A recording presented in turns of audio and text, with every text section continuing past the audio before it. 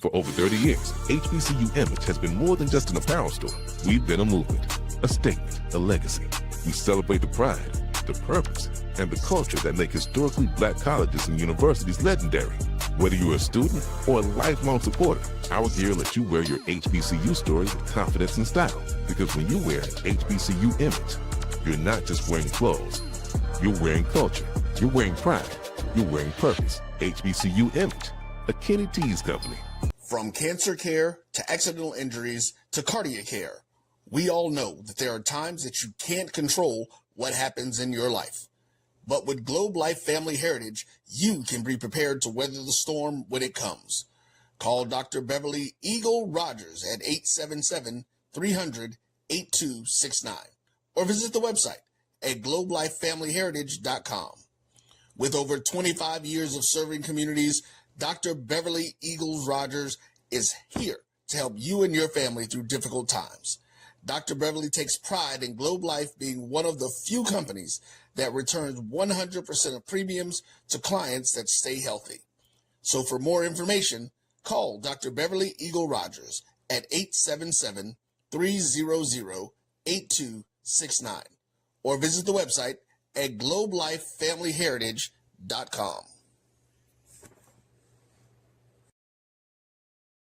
Are you hungry for authentic Caribbean food like jerk chicken, oxtail, red snapper, shrimp, tofu, and rasta pasta? Well, find your way over to Mango's Caribbean Restaurant, 180 Auburn Avenue, right next to Royal Peacock in downtown Atlanta. Them belly full, but we hungry. Mango's Caribbean Restaurant, open daily from 11 a.m. to 10 p.m. And on Friday and Saturday, we're open till 4 a.m. Come to Mango's and put some spice in your life. So we've got a good thing going. Mango's Caribbean Restaurant, 180 Auburn Avenue, right next to Royal Peacock in downtown Atlanta. For more info or directions, call 404-698-3992 or log on to mangoscaribbeanrestaurant.com. For instant coupons, text MANGOS to 313131. Tell your mama hungry, papa hungry, brother hungry. Mango's Caribbean Restaurant, authentic Caribbean cuisines. Open up the door, tell your mama hungry. You're looking for the latest information on Southern University sports, the Southwestern Athletic Conference, and HBCU athletics. There's only one place to go. Tune in to the Carlos Brown Show, exclusively on the Black College Sports Network. I love Atlanta, a city in the forest. Hi, I'm Jeff Cleveland, seasoned loan officer in the Atlanta market. And whether you're buying a new home, refinancing to do debt consolidation, home improvements, or just to lower your payments, give me a call. I'll ensure that you're treated with dignity and respect, that you're informed throughout the process, and that there are no surprises at closing. Give me a call and let's get started.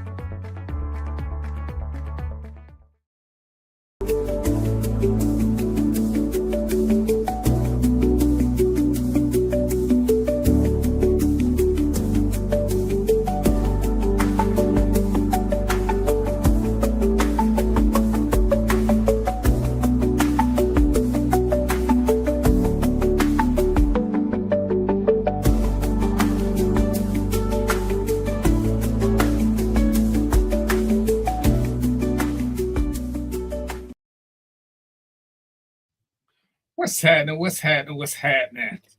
See, I'm on some real professional type shit today, so we're going to start a little early just so I can prove to y'all. Listen, don't take this personal because I ain't going to do this on a regular basis, but see, we got company, so I'm trying to act right. You know, we're going to see if she can uphold her role. We're going to see if we can get more little help with managing us. So we're going to see if she got white lighter tendencies or not, or more going to corrupt her too. So anyway, today is the 13th of May, 2026. It sound about right? Yeah. So get my little monologue. All right, now, here's some things that's really perturbing me. So I'm gonna be a Negro for a minute. I'm perturbed.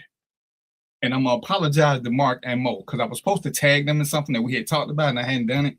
But when I was looking through my little notifications, I see that I've been tagged by people in some BSery. And I'm just thinking, you gotta have big balls to tag me in something when we don't talk. you got to have big balls to just try to make me a part of your conversation when you don't support my show. You ain't been a guest. You don't chime in. You don't say much on my page. But you looking and you see that I have a little interaction, and you just start tagging me on your BS rip. You don't ask me or nothing. And see, normally when I tag people, I've already talked to them because I want some of their audience. I'll tag Lily because she got the men's delegation. I'll tag Bo because he got Health Nation, and I be wanting to mix in addition to what I put in groups when I got questions about something. But I don't just randomly tag people that I don't interact with just on some BSery. I think it's real presumptuous for y'all to do that. So I'm about that life. I don't even get ones. I just gonna unfriend you because I just think it's pretty presumptuous that you just tagging me on your stuff, and especially when you in a whole nother state. So your shit ain't even got nothing to do with me. You tagging me, or you'll send me a friend request, and next thing I know, I've been put in 3 groups that ain't got nothing to do with me. Listen, ladies and gentlemen, I am who I am. Prosecute versus felon. I am who I am. So don't try to change me. Don't try to do nothing crazy, and quit adding me to these religious groups. Unless it's heathens or us, listen. Do what you do, whatever it is to make you happy, make your life easier. I don't want to be no prayer warrior. I don't want to know no prayer warriors. I don't want to be prayed for. Okay? That's my request. So quit adding me to these Christian groups. Do you, and we to the good. Now, if your group is funny, add me. If your group is controversial, add me. But if it's religious, I don't want them. I don't care. Stop sending me prayers in my inbox. Stop telling me to share. Stop asking me if I believe what I'll do. You know what I'm saying? No. I'm going to say this again. If you want to make a believer out of me, a true believer, turn this into tequila. If y'all turn this into tequila, I will become a true believer, and I will never, ever say nothing about no religious people again. I need a miracle. So y'all see what color this Gatorade is, right? It's green. It's one of my favorite colors. It's 601. If it turned green if it turned another color before the end of the show, then I'm gonna convert. Other than that, leave me alone. Leave me alone. All right. So we got a pretty good show here. We got me, Fire and Ice. We got Mo, who's supposed to be the conscience of the group, but he been falling down. He been falling down. Mark is gonna be here. Y'all already know Mark ain't shit, so don't expect a whole lot from him. Sherry is she the kind of new girl she's supposed to be. She's supposed to help us. Because Sharonda may or may not come, but y'all know Sharonda was damn as bad as Mark. So we're trying to get some balance to help so that Mo don't have so much hard work to do, because it was hard. Mark, Rhonda or Rhonda? It was hard, and my phone just keep, Siri is just nosy as shit. Mo was having a tough time trying to get with me and Mark. I think we was rubbing off on him, so we're gonna see if Sherry been vaccinated. If she's been vaccinated, she may be able to withstand whatever it is me and Mark do. And we're gonna do a GoFundMe for Mark Clock, because we know it ain't working, and he ain't showing his face right now. So I don't know if he got stealing calls or doing some shit we ain't got no business knowing. So with that being said, welcome to the show. Let me introduce the eldest member first. We're gonna do this by age or seniority. Brother, what's cracking with you? Hey, it's all good. Listen, hey DVP, man, I need to do some homework real quick. You gave me some homework, gave me an assignment, so I got to do it. I'm doing it right out the gate, so neither one of us forget. Hey, if y'all like the show, tell people to like and share the show, and let us get them here so we can be so they can be part of the discussion. Make sure you like and share the show though. That's right. Hey, tell a friend. Tell a friend, and have your friend tell a friend. Y'all come on in. We gonna have uncomfortable conversation and talk about whatever it is y'all want to talk about. Let's see. I don't see Mark's picture yet. Let me get Sherry to the stage so she can go on and. Oh, she ain't got her halo on yet. What's up, Sherry? And she like to mute herself. Let's see. You gotta unmute yourself. Yeah, I can see her. I can see it from here. She's on mute. There you go. It's coming. Can y'all hear me now? We can hear you now. Loud and clear. Okay. Look, you hear how soft her voice sound? Say, hey, Sherry. Hey, How was your week, Sherry? my week was great. How was yours? Hey, I ain't shoot nobody, didn't nobody shoot me, so it's baby steps. That's how we baby steps. Okay. That's your bar, huh? That's a bar. I don't even ever want to have to say that. God, dog. I think what I can say is that I ain't had to cuss nobody out. Nobody? Nah. I had to have a talk, but I didn't have to cuss nobody out. Okay. And we know what it mean when black women say they had to have a talk. It wasn't no cussing. It was some implied cussing. Somebody got tongue lashed. Yep, at work. Sure did. Somebody, in a nice way, though. Somebody got made to feel less than human. But, you know, hey. That is not true. As my mama said, it's better to fuss at somebody else than to fuss at me. So I'm all about that life. I'm all about that life. You know what? I should let y'all hit me on this little spam call, but I'm not because I'm gonna behave. I'm gonna behave. So this is what we're gonna do. Before we get to the good stuff,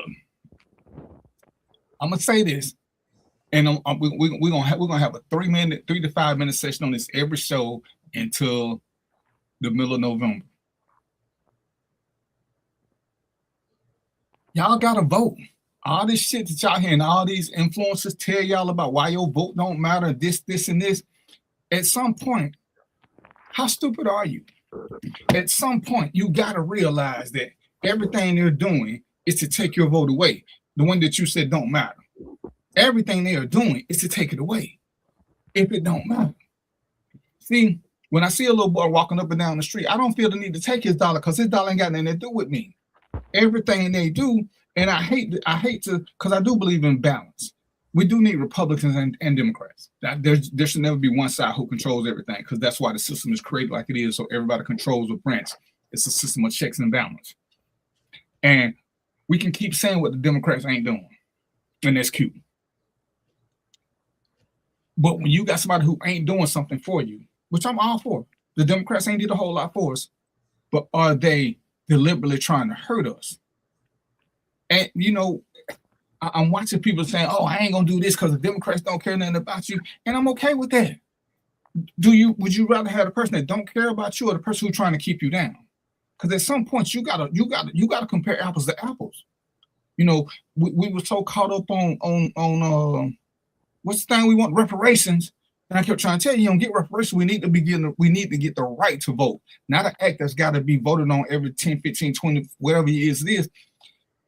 If we don't have the right to vote, you know that means that we're less than human, right? Because every human has a right to vote, except for, but we sitting there fighting for something else, talking about we not going to vote for this person unless they talk about getting reparations. Well, shit, in a minute, you don't have the right to vote for nobody no way, because we keep misplacing our priorities into personal shit. You get a job. Get a fucking job. How about that? Let's start there. Because you started waiting on the check that you ain't gonna never get. In the meanwhile, you letting people beat the shit out of you because, oh, all kinfolk ain't skinfolk. Oh, this. Oh, they're gonna pick who they want to. So then why even exist? Why even exist? Why even make a choice about anything? Why pick a girlfriend? Why pick a boyfriend? Why do anything? Because somebody gonna come and impose their will on you, and you okay with that because you a buster. But if I'm then, and Mo correct me, but ain't they the same colors that go around hollering at kings and queens and from royalty and shit? But when it's time to step up, all y'all do is step back and become victims. So I'm trying to figure out, king and queen victim, what the F is you talking about? If you don't, you mean more harm to me than the fucking Klan does. At least I know what the Klan want.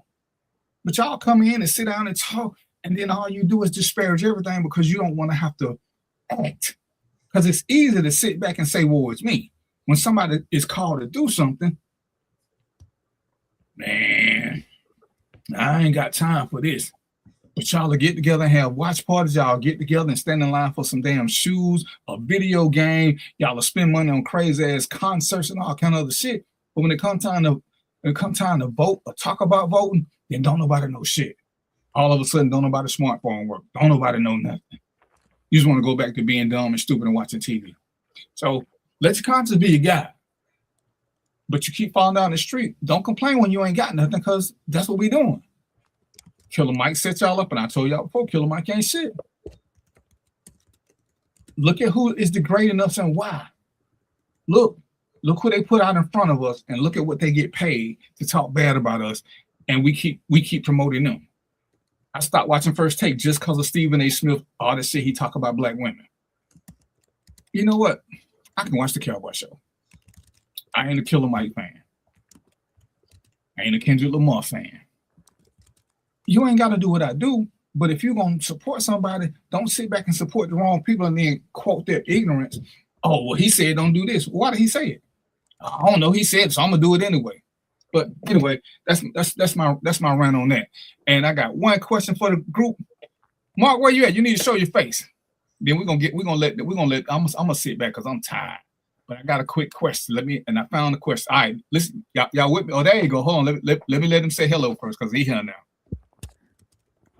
What's going on? Oh, damn, he's still in calls here. He don't blank this picture. We know what that means. We can't see him. Yeah, man, I'm out in the street. What's going on, man? How everybody doing? That, man, we chilling. We just want to make sure you're there. So we might have to mute you because, we're going to hear your car background sound. So you just don't worry about it. I'm pulling Bluetooth, man. You good? All right, yeah, so when you get ready to talk, you just cut yours on. What's up, Ronald White Jr.? All right, so here's the question for y'all. You're at someone's house. You staying at somebody's house, okay? You're staying at somebody's house. And you're hungry. So you order you some Uber Eats or DoorDash. These are your 5 choices. Do you ask them if they want something to eat and pay for it? Or do you ask them if they want something and you split the cost? Or do you not ask at all? You just order your food to eat in front of them? Or do you order enough to share? Or do you wait until you get ready to go somewhere else and order? You wait till they leave and order food. What's up, Roy? Did y'all get those 5 options? You ask them if they want something and you pay for that too. Or you ask them and you split the cost. Or you don't ask at all. You just get your food and don't worry about them. Or you order a shareable. Or you just wait till you go back to your room. You sleep back in your room and eat without them knowing. What do you do when you stand in somebody else's house? Are you staying for free? Are you staying at the house? Yeah. You in town or whatever. They say, hey, you ain't got to stay in a hotel. You come stay with us for the night. Oh, well, for me, I would ask them what they wanted and pay for it. That's just me. I can't even come in somebody's house with food just for myself. Even if I said I was gonna stop by your house, I'll still call and be like, hey, I'm on my way that way. You want something? I'm getting some XYZ. I just think that's rude when you do that. But that's just me. That's my 2 cents. Mo? So if I'm staying with them and I'm in good standing, I'm paying for it. I don't think there's other options as far as I'm concerned. But if I'm staying there because I'm down and out, I'm going to offer everything I have and say, put this in the tally and we'll try to get it. You say the last part? If I'm staying because I'm down and out, I'm staying with them. You say I think you said no. You stay because they okay. Like you come to Atlanta, and I'm like, yo, Mo, you can stay here. Okay. Yeah, no, I'm paying. What about you? What about you, Mark? Depends on how many people in the house. I would order and pay, but if it's a whole family, then do y'all want something? Maybe you can pay for the family part. But 1 2 people, yeah, I pay for it. But if it's a family, then now we gonna split that one. Hey, man, a hotel costs. You know how much a hotel costs, man? Jesus, right? Man. God, dog, Marcus funny. Should I rather stay in a hotel to see some of these families? You know how much it is to eat out?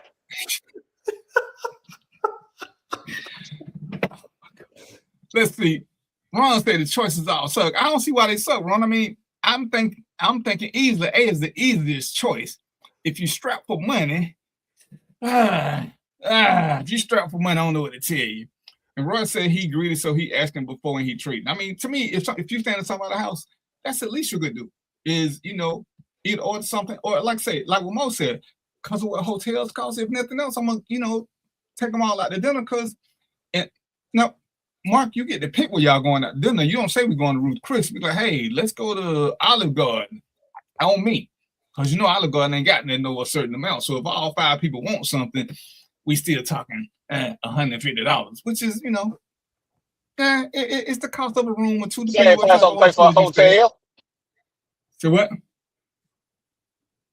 The same price for a hotel. Right. So if you're gonna be there that's for the a same night price or two, for a hotel. Right. But if you're gonna be there for two nights, 3 nights, then you still gonna save some money. You ain't got to do this. Cause Anyway, what we supposed to be talking about? What my thing? Let me look at my chat. Cause y'all not what y'all not finna do is get me in trouble today. So that's you gonna get in trouble. No sir. Let's see. We're gonna save shares for last because Sherry talking about sex. We're gonna work our way up to sex. We're gonna act like we're good people today. So, Mark, let's talk about the prom. What up? Give us the prom intro.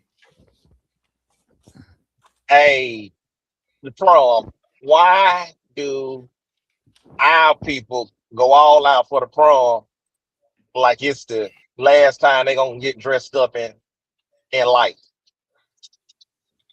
And damn near go broke trying to make these little kids have a memorable prom. Why? Is it that serious? Is that important to go out spending thousands for a high school prom? My and had these little girls dressing like whores. Can they afford it? We don't. I don't know. You get what I'm saying? So for me, if you can afford that, like you're not tripping about your mortgage, you're not tripping about your car note, this, that, and if you can afford it, okay, cool. You want to make it memorable for your child. I get that, but and you gotta remember too, like for the child, that's like the prom is a big thing. Like when you're in high school, I mean, I went to 5 of them, but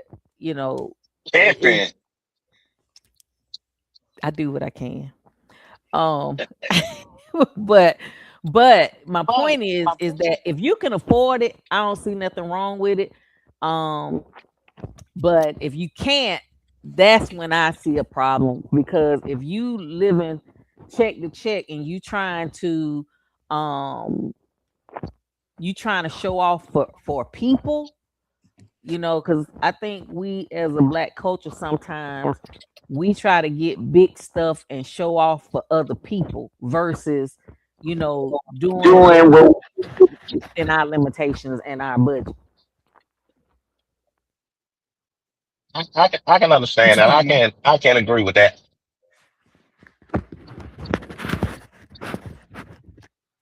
What you think, Mo? All right, we got to break this down, man, because part of this here is, in my opinion, is we setting the tone for American standards, right? By trying to go to this prom and it's all expensive. We got to pay all this damn money. Guess what's coming next? Marriage, right? Once again, you got to spend all this money, right? Setting the tone. We getting, that's prep school for setting the tone for the American standards. And then we got to pay for this damn ring that they stole from Africa. How much that gonna cost? A whole bunch of damn money.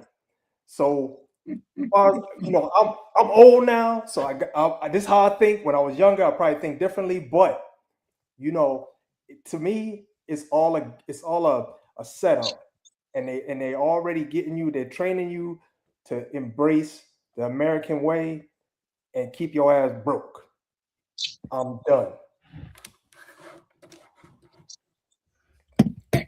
And for me, it's not even about the money. It's about how we're spending money. Because don't get it twisted.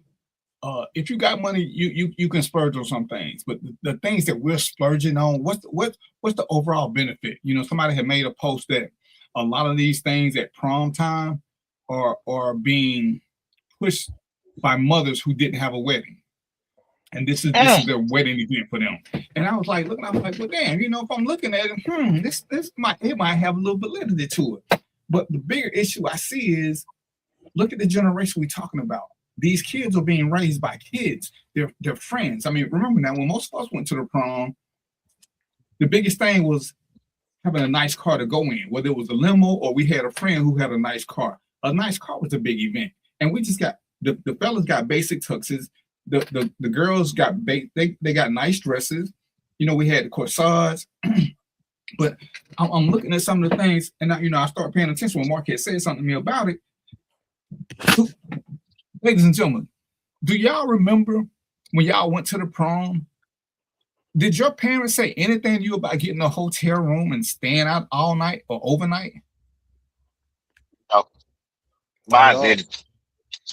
I remember when my daughter went to the prom about, I don't know, I guess it was about 4 or 5 years ago, and one of the parents called and said, hey, well, we're going to stay in a hotel overnight. I'm going to stay there. I'm going to be a chaperone, and we got 2 rooms, you know, and your daughter's, you know, the boy's going to have a room and the girl's going to have a room.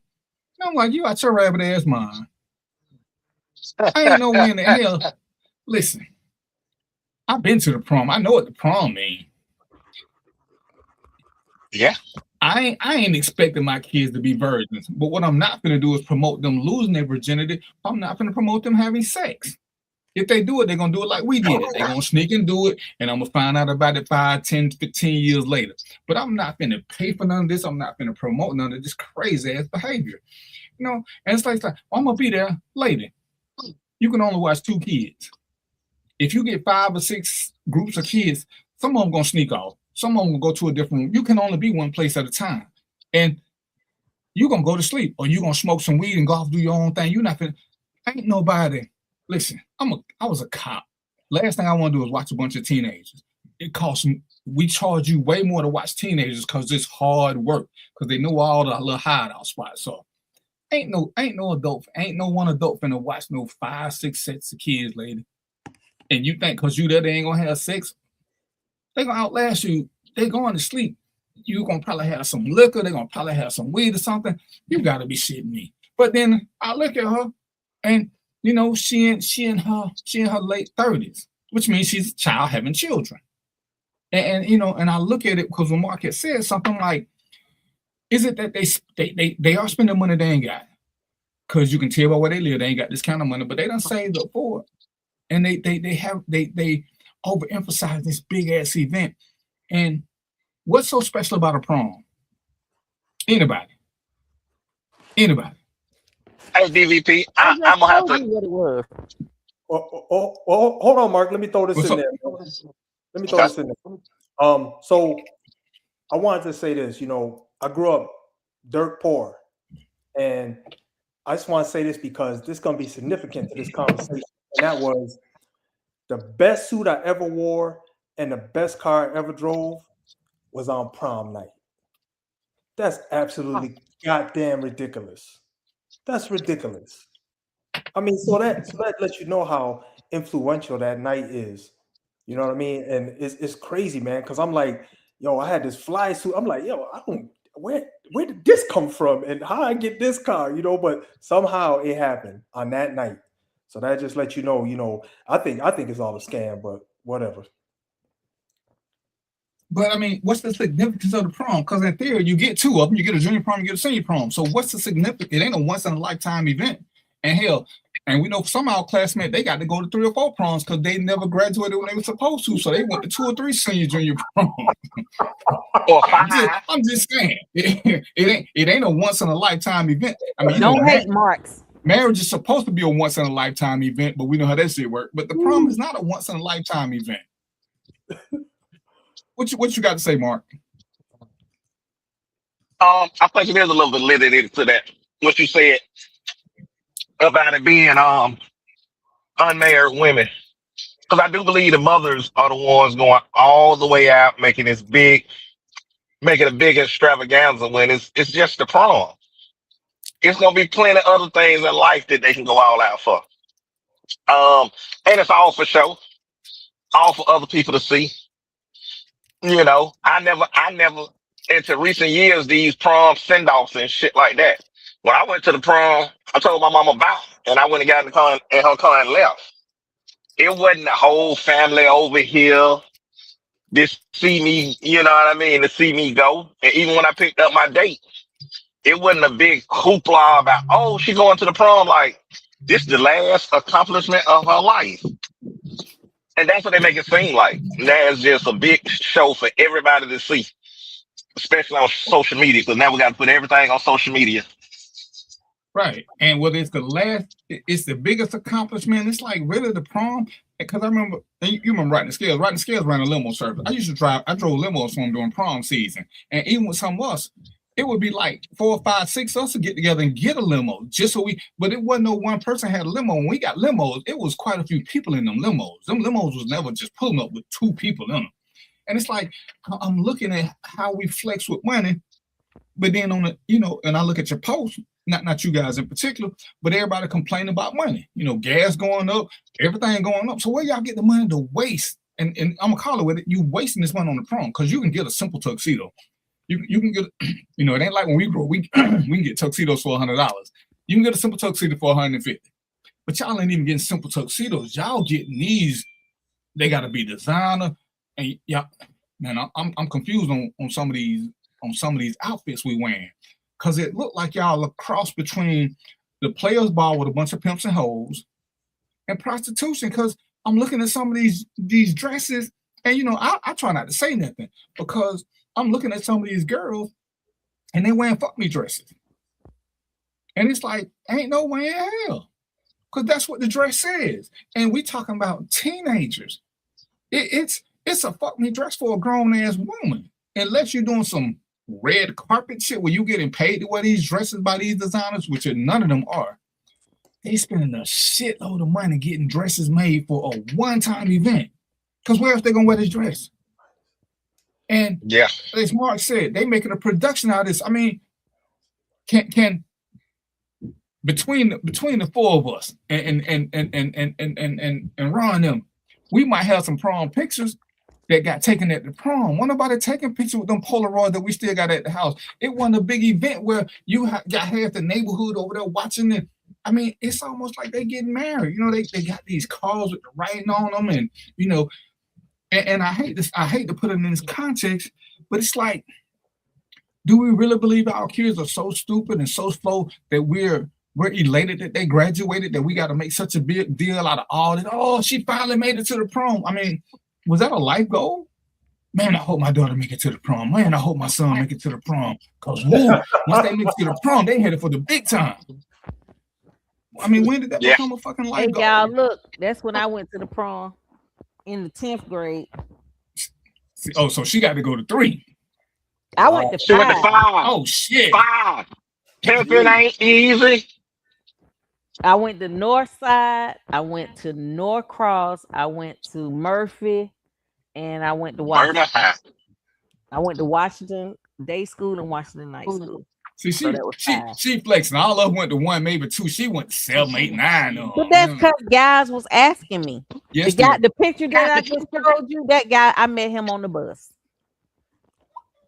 And he was like, "You go to the prom?" I was like, "Yeah." I was in 10th grade. He was in 11th. So, and we went same school. So I was like, "Okay." But it was I don't think we didn't talk after that. I can tell you that. Hey, on top of this prom stuff, the thing that people don't really think about is, because this happened to me. This was me. I went to the prom, man. I had all C minuses. You won't have to have no particular grades to go to the prom. No, you don't. So it ain't based on your grades. Nope, it's based on you paying your student dues. Yeah. But here's the thing, like you said, DVP, the dresses that these girls are wearing is way out of hand. And I've seen quite a few posts where they said that principals wouldn't allow them to come. And that parents are in an uproar. Because of what I mean, like I said, it looked like a player's ball. It looked like the same shit they wearing when they go to the these pimp balls in Vegas. Yeah. Standing style, high splits. It's crazy. Cleavage down to their navel. And I'm like, damn, what's really going on? And the mamas and boyfriends and baby dads, everybody's so happy. Y'all see the one where the kids got the guns, and I seen one. Why would you give somebody $5,000 to go to the prom? I'm thinking that prom, all you pay for, what do you pay for at the prom? You pay for the pictures later. You don't pay for the prom to go there. There's nothing that you pay for at the door. There is no cash bar because everybody's underage. So what does he need $5,000 for? Who we flexing? Oh no.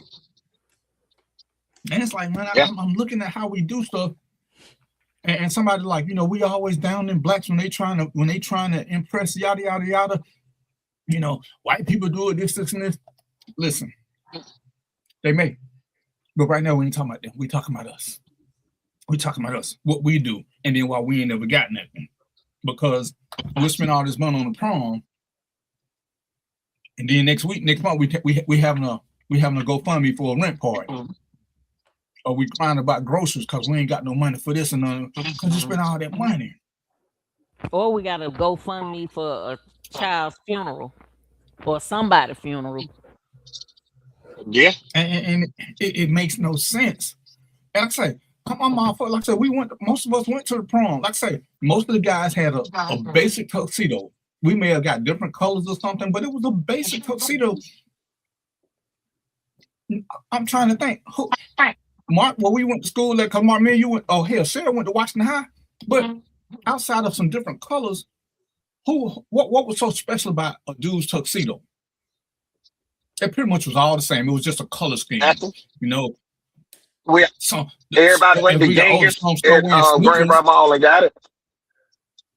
Pretty much. That's what we did. It was two stores you could get tuxedos from with us. Now, like I say, and the girls, most of them, I want to say most of them probably got room dressed. I don't know, but we didn't want nobody spending $500 on no prom. I mean, hell, we already didn't want to pay them student dues. My dresses were hand-me-downs. Yeah. Ain't nobody doing hand-me-down now. And I'm like, what y'all do with these dresses? What do y'all do with these dresses? I just seen somebody had some on sale. Trying to sell them on Facebook. Well, I got these prom dresses and they for sale, so now they're trying to resell them. Yeah, because they need to recoup their money. And ain't nobody buying them because everybody wants something new. There was a time that Sherry got the dress from her mama or aunties, and it just kept getting passed down like that. But now everybody wants something new and different. It wasn't my mama and my aunties. It wasn't them. Well, I'm just saying, that's how things got passed down. We didn't just keep getting new shit. We just get somebody to restitch it, take it up, let it out, whatever it was. But it's like, man, and I'm looking at the cars they renting, and you paying an arm and a leg for some of these cars. And I've seen a couple of car shows. I'm gonna rent the car for my son. Clearly, my son can't drive the car because when I'm renting it says it's got to be driven by somebody over 25. But I'm gonna let my son drive it anyway. He gonna mess it up, and then I'm gonna be mad about that. But the thing is, what's so special that we put so much emphasis on proms? I don't think it's proms. I just think it's just for show. It's just like a lot of times women, mostly, not always men, but mostly women, they want the wedding. They don't care nothing about the marriage. They want the wedding. You get what I'm saying? Men typically don't care, but the wedding is you just showing off. That's all you're really doing is showing everybody, hey, I got this. Oh, she had real people flying, with angel wings up top. All they had a glass. they had a ice sculpture, and just that's what it is. About it, you know what I mean? Or to say that it was fucked up. Oh, that wedding was fucked up. All that money they spent, it looked like shit. You know what I mean? And we all hating. Yep. So. Yeah. It's just out of hand. And each year it gets worse and worse. And like I Because they see what happened this year, and next year they got to top all this bullshit they saw this year, so they got to go even further for next year. And that's just like, and this is kind of off topic, but on topic. Just like I mean, I love Chris Brown, I love Usher, I love both of their music, I love it. But they tickets, first of all, too many people. If they was in a, in like the amphitheater or something, maybe I'd go see it. But those tickets, when I looked at them, the cheapest ticket I saw was $382, and it was way in the back. You might as well have been in the parking lot. Yeah. You know what I'm saying? And I'm old, so if I'm going, I'm close enough where I can see you. You know what I mean? And you don't look like no ant. But, and mind you, I can afford the ticket. The ticket that I was looking at, that mug was like $700-800. But I refuse to spend my money on that. That's just, I got it, but I just can't. My mind cannot wrap around going to get some. All I'm gonna go back with is memories. That's it. I can't do it. And I'm pulling up some prices to see what is going on now, because we talk. Well, it don't matter because I'm going. So let me go ahead and pay for my memories. You going, Mark? What we pay for memories. Damn right. I'm gonna go catch them in another state though. I'm going.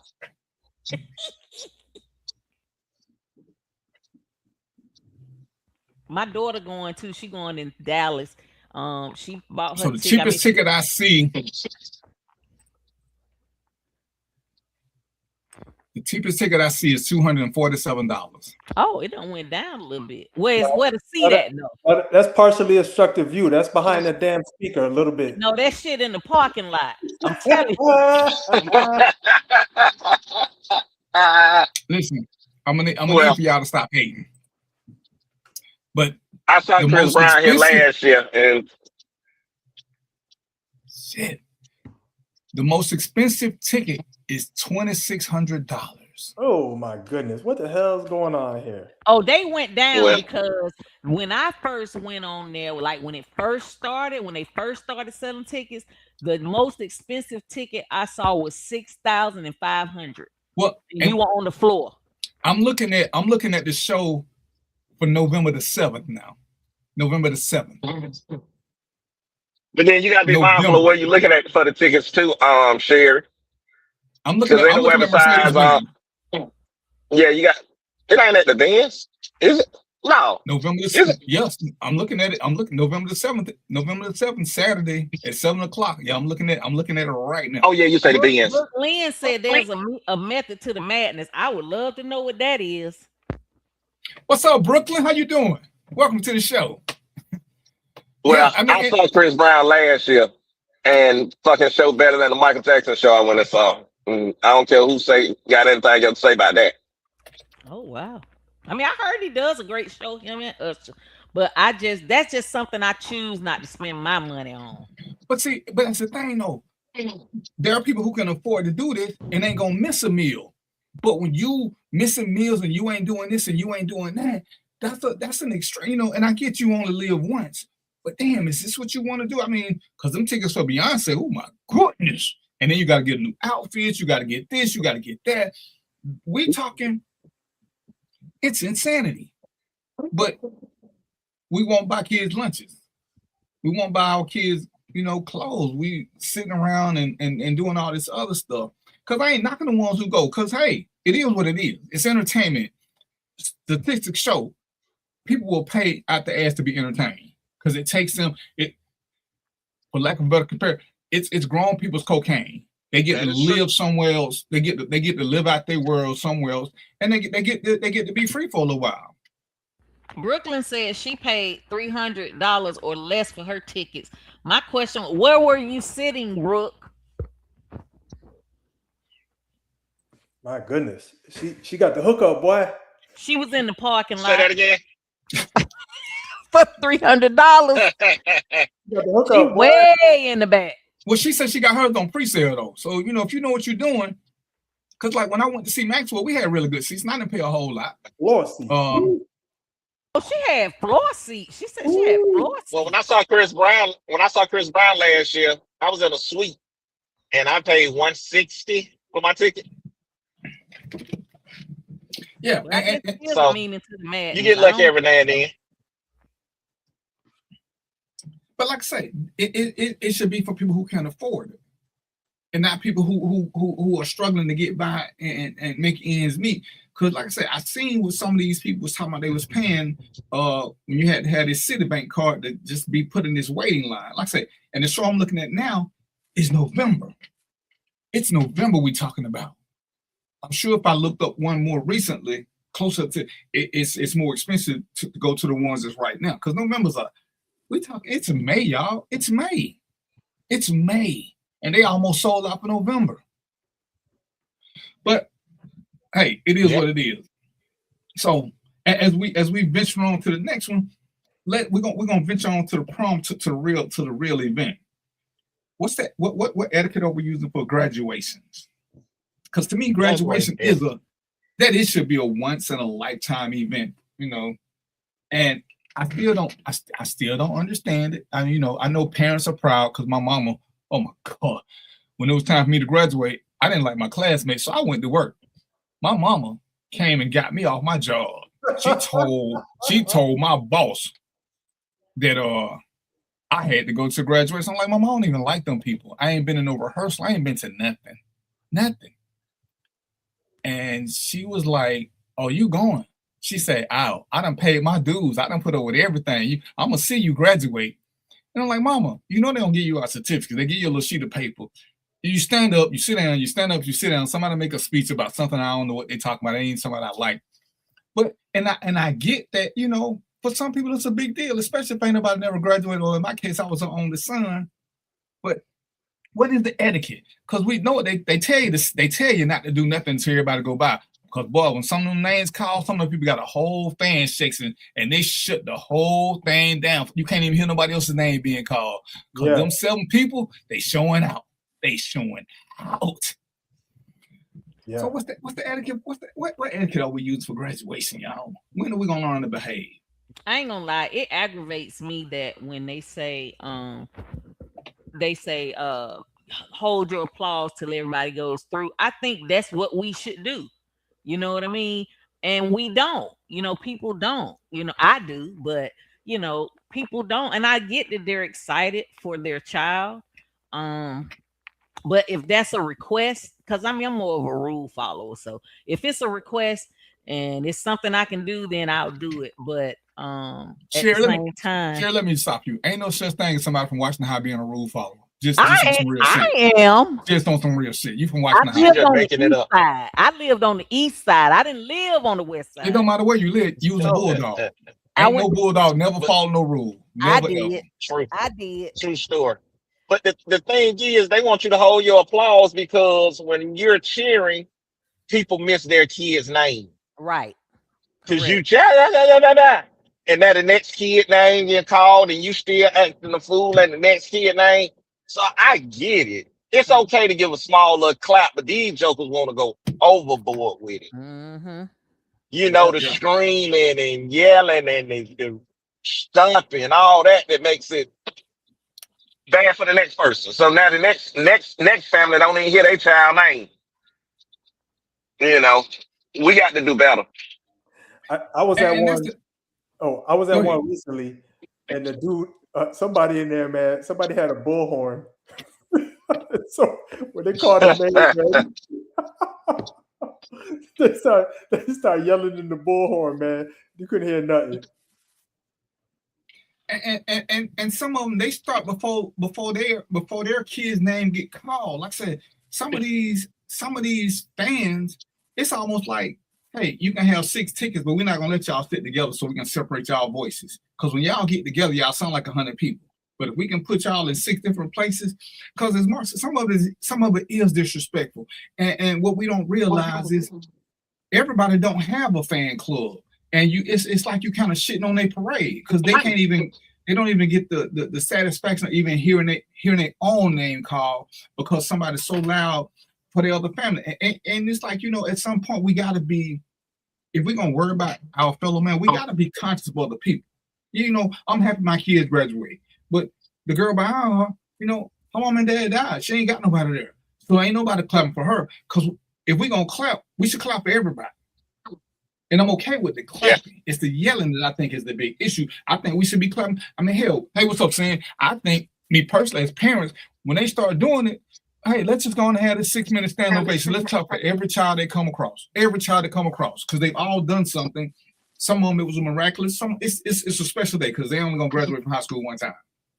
So let's be cognizant and just clap for everybody, and then we can do our own little things in the driveway, out in the parking lot after the graduation is over. That is true. That's true. Now, one thing you did say, DVP, that I think etiquette should be on these schools is paying for a facility big enough so a family can get more than 6 tickets. I think that is awful that the family can't see these kids graduate, and you got to pick and choose who you gonna allow to come. Well, but part of it is what we're talking about. Because if they let too many people come, they know they're gonna take over. Because if you let them do, man, one of the worst things they ever did was start having them at football fields and not counting for people. Because then Shaniqua them gonna bring 20, 30 people, whereas and Ray them only gonna bring 2 or 3. So if you get them a space too big, it's hard to limit them. And people don't they bring it everybody. There is no after party. And it's like, well, how do we regulate that? Like I say, because you still got people who ain't bringing nobody, or maybe one person. I mean, we got the kid who their parents still, you know, paying for this graduation, paying for the cap and gown. I mean, they got to go to work. They're not going to come to this graduation because they had to pay for that cap and gown because they want their child to graduate. Nobody's there for them. Whereas, you know, Mark, you got 26 people. And when you go by, but then when Mo come by, it's like Mo triplet, and there's nothing. So you know, like Brooke said, I think 3 is a good amount. I mean, because a graduation ain't meant for you, everybody in the family. It's meant for the immediate family. Mama, daddy, and somebody else. What if I got 6 kids? What if?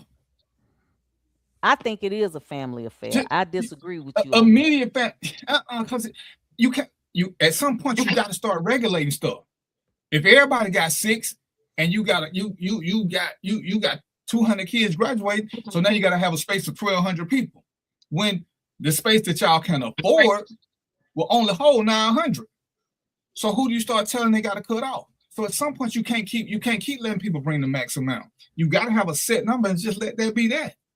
I mean, I agree. I see your point, but I still feel like graduation is a family event.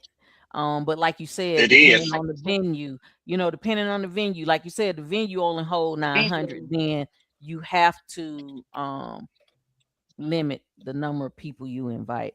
And then especially if you had a bigger venue. Like my class, like Washington always had big classes graduating. Like Washington had number 75 students to graduate.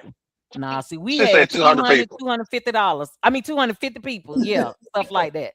No, y'all had 250 repeaters. Because some of y'all 12th graders, they was constant 12th graders, but that's a whole other subject. So they were career students. I ain't gonna pick with you about that. I would say this. When I was at Doug, their class was 400 and better graduating. It was held that the graduation was at the enough spaces for people to invite their family. So you ain't picking but choosing between the kids and the grandparents. Aunts and uncles, that's part of the family. They should be there too. Wow. They all had a part in rearing these kids and getting them to the way they at. So they all should be invited. So if one family brings 30 people, they all should be able to get in. So did the police, but they're not coming either. They're not coming. Hey, man, I'm just hearing that philosophy. I know Mark's philosophy on the buffet, man. Don't go to no buffets, man. If you got that philosophy, bro. God, no, because I say this. My son graduated high school. His graduation was at the Dome. Great. Everybody that needed to come, wanted to come, could come. Because now, you got to think about it. He got 2 parents. His 2 parents got family, and everybody that wanted to come were able to come. Then my daughter graduated during COVID. So all they had was a damn graduation parade that went around the school building. So I get it, but I want to be at a place where the family ain't got to split tickets and cause friction in the family because you don't know who to get the tickets to. Well, what do you think about people paying for tickets if they want to come? Like, let's say Definitely should be paying. That's why I say that the school district should get a place large enough to hold everybody. But I'm talking Stop about cutting them corners. but let's just say, okay, we're gonna give them 4 free tickets, but any additional people they want to come got to pay for the ticket, even though it's in a big old place. But other people got to pay for additional tickets. Would you be willing to do that? I would. I say I would. And let me tell you why that won't work from the insider perspective. See, some people had theirs at the Civic Center. Some people have theirs at the Dome now. But what happens is the more people you have, it has a delay on the second graduation, then the third graduation, because now you got to get all these people out, and some people ain't moving. So the more people you have, the harder it is to clear for the next one. Because in theory, every graduation has 2.5 hours. That means they got to clear it out for the next group to get in.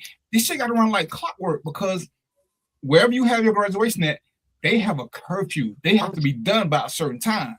Don't nobody care about that when y'all out there doing y'all thing. And when the graduation, the first graduation finished, you know what they ain't doing? Ain't nobody going to their cars and moving their cars. So the people for the next one, they got to keep riding around and keep riding around. So now the graduating class is ready because the graduate's out, but can't nobody get in.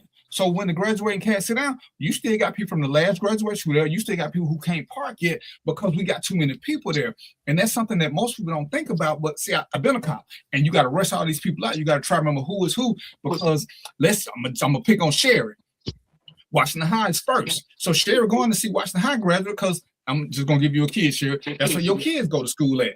Doug is next. Well, Sherry needs to go to Doug, so Sherry want to stay, and then Sherry Crew gonna want to stay. See, so now them people that wasn't even accounted for the first time, so you got all these laggards because you know how APS is, everybody knows somebody. Now you got people fighting because they can't get in. Y'all don't realize it, like I say, because I see how it works. There's a lot of drama with that. That's why a lot of schools just went back to having it at their school, which don't work for us because now Sherry got to go from Washington to Doug to Mays, because now she got to keep bouncing from school to school where she want them to have it at the Dome where everybody can be. But logistically, it does not work for the schools because they're going to incur fees because we stand late. The congressmen are going to charge them because they won't move. This is all money that people on the outside don't think nothing about. But you got to keep this thing moving because ain't none of these big venues just having one graduation. They having multiple, which means everybody got to keep moving. You gotta sweep the area, get everybody out. And everybody want to sit there and take pictures. Some people want to go on the stage and take pictures. It's a lot of extra stuff that go on when you start having too many people who, this is my time. Now, so it's going to be your time to go to jail if y'all don't get up out of him. So it's a lot more to it than what, yes, sir. If they got the facility large enough, the people ain't got to move. When they had it at the Dome, it's plenty parking at the Dome. It's way more parking than it's gonna be people inside of there for a graduation. So the parking is not an issue. And when you say meet the kids in the parking lot or let them exit out the building, man, the parents and the family taking off to go see their kids. So they ain't waiting around in there. Unless it's a graduation right after them that they want to be there at. No, they emptying out that building to go be with them kids. They ain't waiting around. Since Cinnamon said if they charge, they can afford the larger venue. Mark, Mo, Sherry, do y'all remember y'all graduation? Yes. After that graduation, what was y'all trying to do? Get the hell out. Our family members. And do what? Take pictures with our friends that we leaving. And once you leave, where you going? Oh, we're going to eat somewhere. Oh, you want to get with the rest of your friends so y'all go, but y'all don't give a shit. It's like Christmas. You only care about your parents and family for the first 20 minutes. After that, all the grads want to get together and go do some shit because now they feel like they're adults. They ain't trying to hang out with their family no more. What's up, Lavelle? They ain't trying to hang out with their family. Y'all need to start acting. Ain't nobody going home with their family. Everybody want to be an adult. Everybody want to go. Everybody want to do some grown folk shit now because they got their little sheet of paper, some fake diploma. They not doing this. We acting like this. What they doing? Oh yeah, well I'll meet y'all. That's why. Because if that was the case, there would be no need to meet in the parking lot. They could all go to wherever they're going next. But they meet in the parking lot because they know they're not gonna see that graduate for 2-3 days because you feel like you grown now. You ain't got no curfew no more for some unknown reason. And that's why the parking lot stay crowded. That's why can't nobody get through. And some of the kids do end up having graduation parties afterwards. So everybody already know where the party gonna be. So they head that way. You right about that. But you talking about, like she said, to take the pictures. You coming out to take the pictures with the family and probably dinner. Because usually gonna be dinner afterwards. But if not, you take them pictures and everybody go on about their business. And let the graduate go do what they want to do, but they gonna rush out that building and go be around them kids. Ooh, Pullen said that his son graduated in high school in Texas, and they had over 900 students. Golly, everything big in Texas. But hell, some of the APS schools, APS was the standard. See, if you ever notice what the Congress gonna do, they wouldn't even let 2 APS schools graduate back to back at one point. They would pick an APS school, then they would pick one of those small schools because they couldn't have these big ass schools next to each other because it was too much controversy. APS schools ain't big no more. We're gonna let Thera go, then we're gonna let Newton County go. We're gonna let Washington High go, then we're gonna let Bartow County go. Because you can't have Washington, Thera, and Dove because that's like 2 trillion people. That's a whole y'all like Asians. So we can't let these big schools. Thera got 400 students. Washington High got 600. Listen, brother. Naming them little bit ass schools. And that's why we used to do it in our own gyms. But then as some of your friends kept getting kept back, the numbers kept getting larger and larger. But we ain't gonna talk about that right now. We discussing etiquette. And yeah. What is the proper etiquette? I mean, we see the commercial and we laugh, but the kids walk by and now everybody got a sponsor, hey, so-and-so suntan lotion. And if you need a tan, I'm your man. Because that's what it became. It became an event for parents. It wasn't nothing for the kids. Like I said, the only somebody you really get to hear is whoever giving the speech. Everybody else, like I say, once the principal called, by the time the principal, whoever it is, called a third name, you trying to read this program because you can't really see nothing else. It ain't fair to the parents that they don't get to hear their name. Sherry can't hear her child's name called. I can't hear my child's name called. Mark can't hear because everybody's still making noise from the last time. And where do we draw the line? Because Sherry been waiting 18 years to hear her son's name walk across that stage. Mm-hmm. And Mark finally behind him yelling, go Mark, Marky Mark, woo, woo, woo, woo, woo. And Sherry like, hey, can y'all shut the fuck up so I can hear my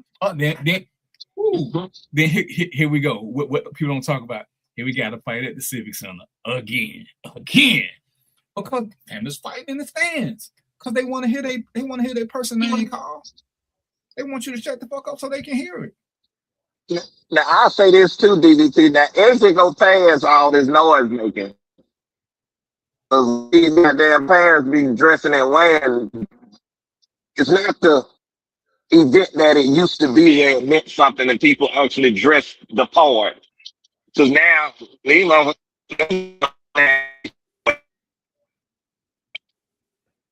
you going through a tunnel, brother. They got him. He's in the trunk. He's in the trunk now. Like they finna hit the club. What, dude? Mark, what we got to look at is when we graduated, our parents were full-fledged adults. Our parents were full-fledged adults, Mark. When we graduated, our parents wasn't 12, 13, 14 years older than us. Our parents was 20, 30, 40 years older than us. They were grown. These parents now, they can go to the same places with their kids. So we talk about a whole different mentality, we talk about kids who having their kids graduate. As we talked about a couple other shows, these kids who graduate now calling their mama by their first name because they're friends. So we talking about a whole different mentality, which is why we lost the etiquette portion of the graduation. I mean, Lavelle, I think me and Lavelle a year behind each other, but most of us all in the same group. So we look at things a different way. We, as Sherry was saying, we can sit there and clap and be cool, but we know only reason we can clap now is because we see our person. It ain't because we hear their name, because you got to find your person quick when they marching up so you can see them when they walk across the stage, because you know you're not going to hear them. And, let's not get into the standing up to take pictures or the running down the aisles and flashing and doing all this other stuff. And y'all seen some of these graduations. Come on now, you seeing these kids doing somersaults and flips and all this other crazy shit. And the parents just run over, they twerking and shit as they walking. I'm like, y'all gotta be shitting me. Y'all really, this is really what y'all doing at the graduation? At the graduation. Because the students know they ain't gonna get in no trouble no more. So they can drop it like it's hot. Soon as they walk off their stage, they can drop it like it's hot.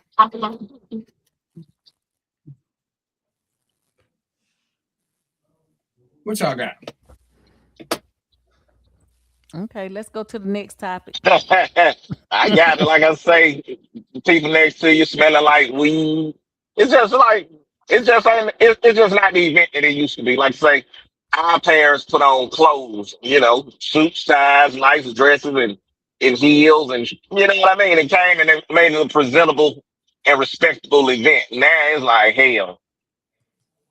Turn the graduation into a party, like you say, the twerking when the name's called, and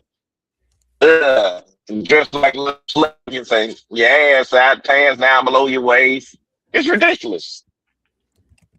I find it funny too that people walk around smelling like weed. Like you going to the store or, like you say, you at a function. I'm like, I mean, do you? But like have some type of etiquette. Like if you're going to somebody's birthday party, don't come in there smelling like no tree.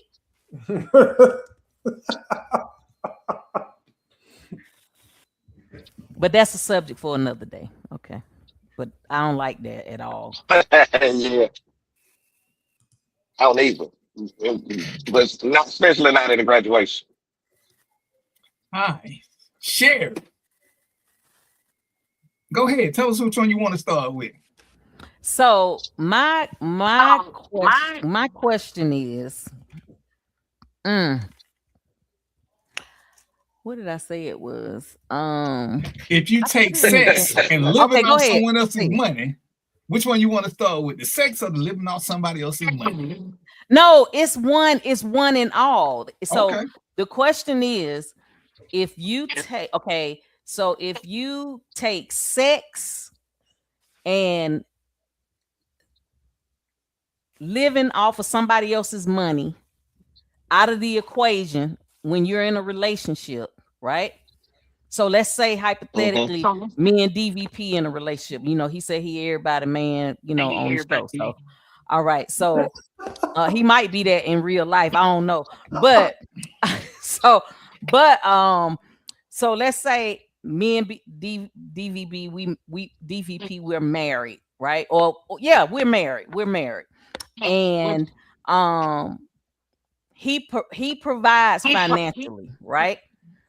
And men, I have not met a man yet whose love language is not physical touch, which basically equates to sex, right? So we have sex, but he's the provider or whatever case. But take all that out. Take out sex. Me and DVP, we're not having sex. He's not doing the provide. I pretty much, we splitting or we, maintaining together or whatever case may be. But in your relationship, take those two things out. What do you have? Do y'all understand the question? And I think you got to be real specific because whose money are we living off of first? If we're living off the man's money, then cool. But I'm just saying, like, I guess the question is for me is like, if I I wasn't guess dependent on so. your money Basically, in and you relate, weren't dependent on my, sexual prowess or whatever, then what do we have if we're in a relationship? Like, do you think a marriage or a relationship can survive if you take out those two? I think it can, but what do you have? Let's say DVP, if you're in a relationship right now, or Mo, you married. Take the finances out of providing for your family and take sex out. Yeah. What else do you and your wife have that was sustainable? Yeah, no, this is easy. So so just to set the parameters, is it a new relationship or we've been together for a while? Because that's gonna make a difference to my answer.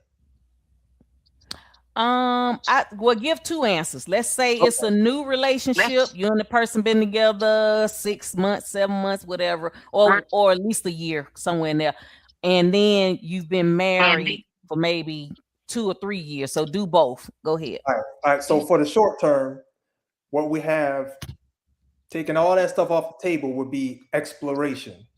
We're gonna get out here. We're gonna explore different restaurants. We're gonna go different places. We're gonna have different experiences together. We're gonna see different things. We're gonna go different places. So that's the exploration in the early phase. The latter phase is gonna be experiences.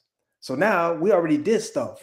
We share a common experience together. So we're gonna talk about the time we went to Paris. Remember we went to Paris and we saw the Key Bridge and all them damn keys was on that bridge. That was cool, right? Then we saw the Eiffel Tower. So early I'll say exploration, and later it's gonna be shared experiences. I'm so confused. I am too. I thought he just said the same thing, just use different words, but maybe I'm wrong. Okay, well let me give you an example. Let's say if it's me. I feel like when I want to date someone, I feel like that's easy. To me, that's the easy part. Like, I mean, whether you're in love with the person you have sex with or you just horny and you have sex with, to me, sex is the easy part, right? Finances, I mean, if you're dating, you're going to spend money, period. But let's just say you ain't got a lot of money, but, and we not having sex. I feel like if I'm with somebody that genuinely wants to know me, sex is not that important, and nor is money that important, because if we don't have either one, would our relationship survive? That's why I don't want to be with somebody that love me. I want somebody that like me, because when you like me, you like being with me, you like being around me and all of that. You know what I mean? Good, bad, and indifferent. I mean, like, love me when I'm naked. You know what I'm saying? So people said they are confused, but that's the point. What you just said, that's the exploration part. We don't know each other that well, so we got to explore each other in this early phase of our relationship. What you like to do, where you like to go. I need to find out about you. What kind of things you like to do. That's the exploration part. That's what I was talking about. Okay, you're right. Let me see if it's this way, like this, Sher. I don't know if this is what you mean, but tell me if this is what you mean. Men want sex, women want money. So if you take both of those things out the relationship, what do the person offer? Is that what you're trying to say? Or what do they have to offer besides sex and money? Right. Like, what's the purpose of your relationship? What type of relationship would you want? And it goes back to what Mo said. What Mo said is basically, if you taking money out of it and taking sex out of it, you're forced to get to know the person, especially if you like them. You're forced to get to know them, because y'all both have agreed that, hey, we're not going to be spending a whole bunch of money. We're not, we're going to wait to have sex, because I don't want to give that type of energy to somebody at that moment, or whatever the case. I want to know you so that when we can no longer have sex, or if money gets low or whatever case may be, we still enjoy each other. You get what I'm saying? Does that make sense? Oh, yeah. It sounds good, but at this age in my life, shit, you gotta have both. both of y'all gonna be miserable. Yeah, but the It just sound pole, like let me tell you something. The misery hole to me. lasts longer than the pole all day, okay? All you do is throw some lube down there in that hole, you can get in there. But that pole, it gonna be that doggone soldier gonna be sitting on them 2 duffel bags at some point. So you gotta take the sex out of the equation because it's gonna stop at some point. So now you can't do it no more, right? Whether I'm just giving like extreme things, like say you take blood pressure medication. Your soldier ain't rising to the occasion as much as you would like it to. It might rise sometime, but not all the time, And then whatever medications you may be taking, you probably can't take Cialis. You probably can't take Viagra and all that. So now she just working with a limp noodle, right? So you can't have sex no more. So now you don't want to be with her no more, or what? Or you want her to leave you because you can't give it to her? So that, to me, that sounds like if y'all didn't get to know each other, you're gonna have a problem. My point exactly. Go ahead. Y'all need to get to know each other during the time when you're together. That way, y'all have something left to work with after the sex is off the table. So now we can still do the things that we like together, right? Maybe we like to go to the sushi bar together. Let's go do that. You know what I mean? Or maybe we like this vacation spot over here. We go do that. I mean, there's a lot of filler stuff, but if y'all don't explore when you're young and you're doing it, when you get old and you're not doing it, you may have a problem. And this is where I'm gonna disagree. If I take what she asked, if we take sex off the table and we take living off somebody else's money, so let's just say we living off my money and we living off her sex. Well, okay, my soldier don't work. Well, my money still work. So what am I getting out of the deal now? And I heard what you said, Chair, but see, like for me, for real, I'm not even gonna get into a relationship if we're not having good sex. I can talk to any fucking body. I can relate to anybody. So if we're living off my money, and that's why I said I need for you to be a little bit more specific with your question, because if we take my money off the table, are we surviving?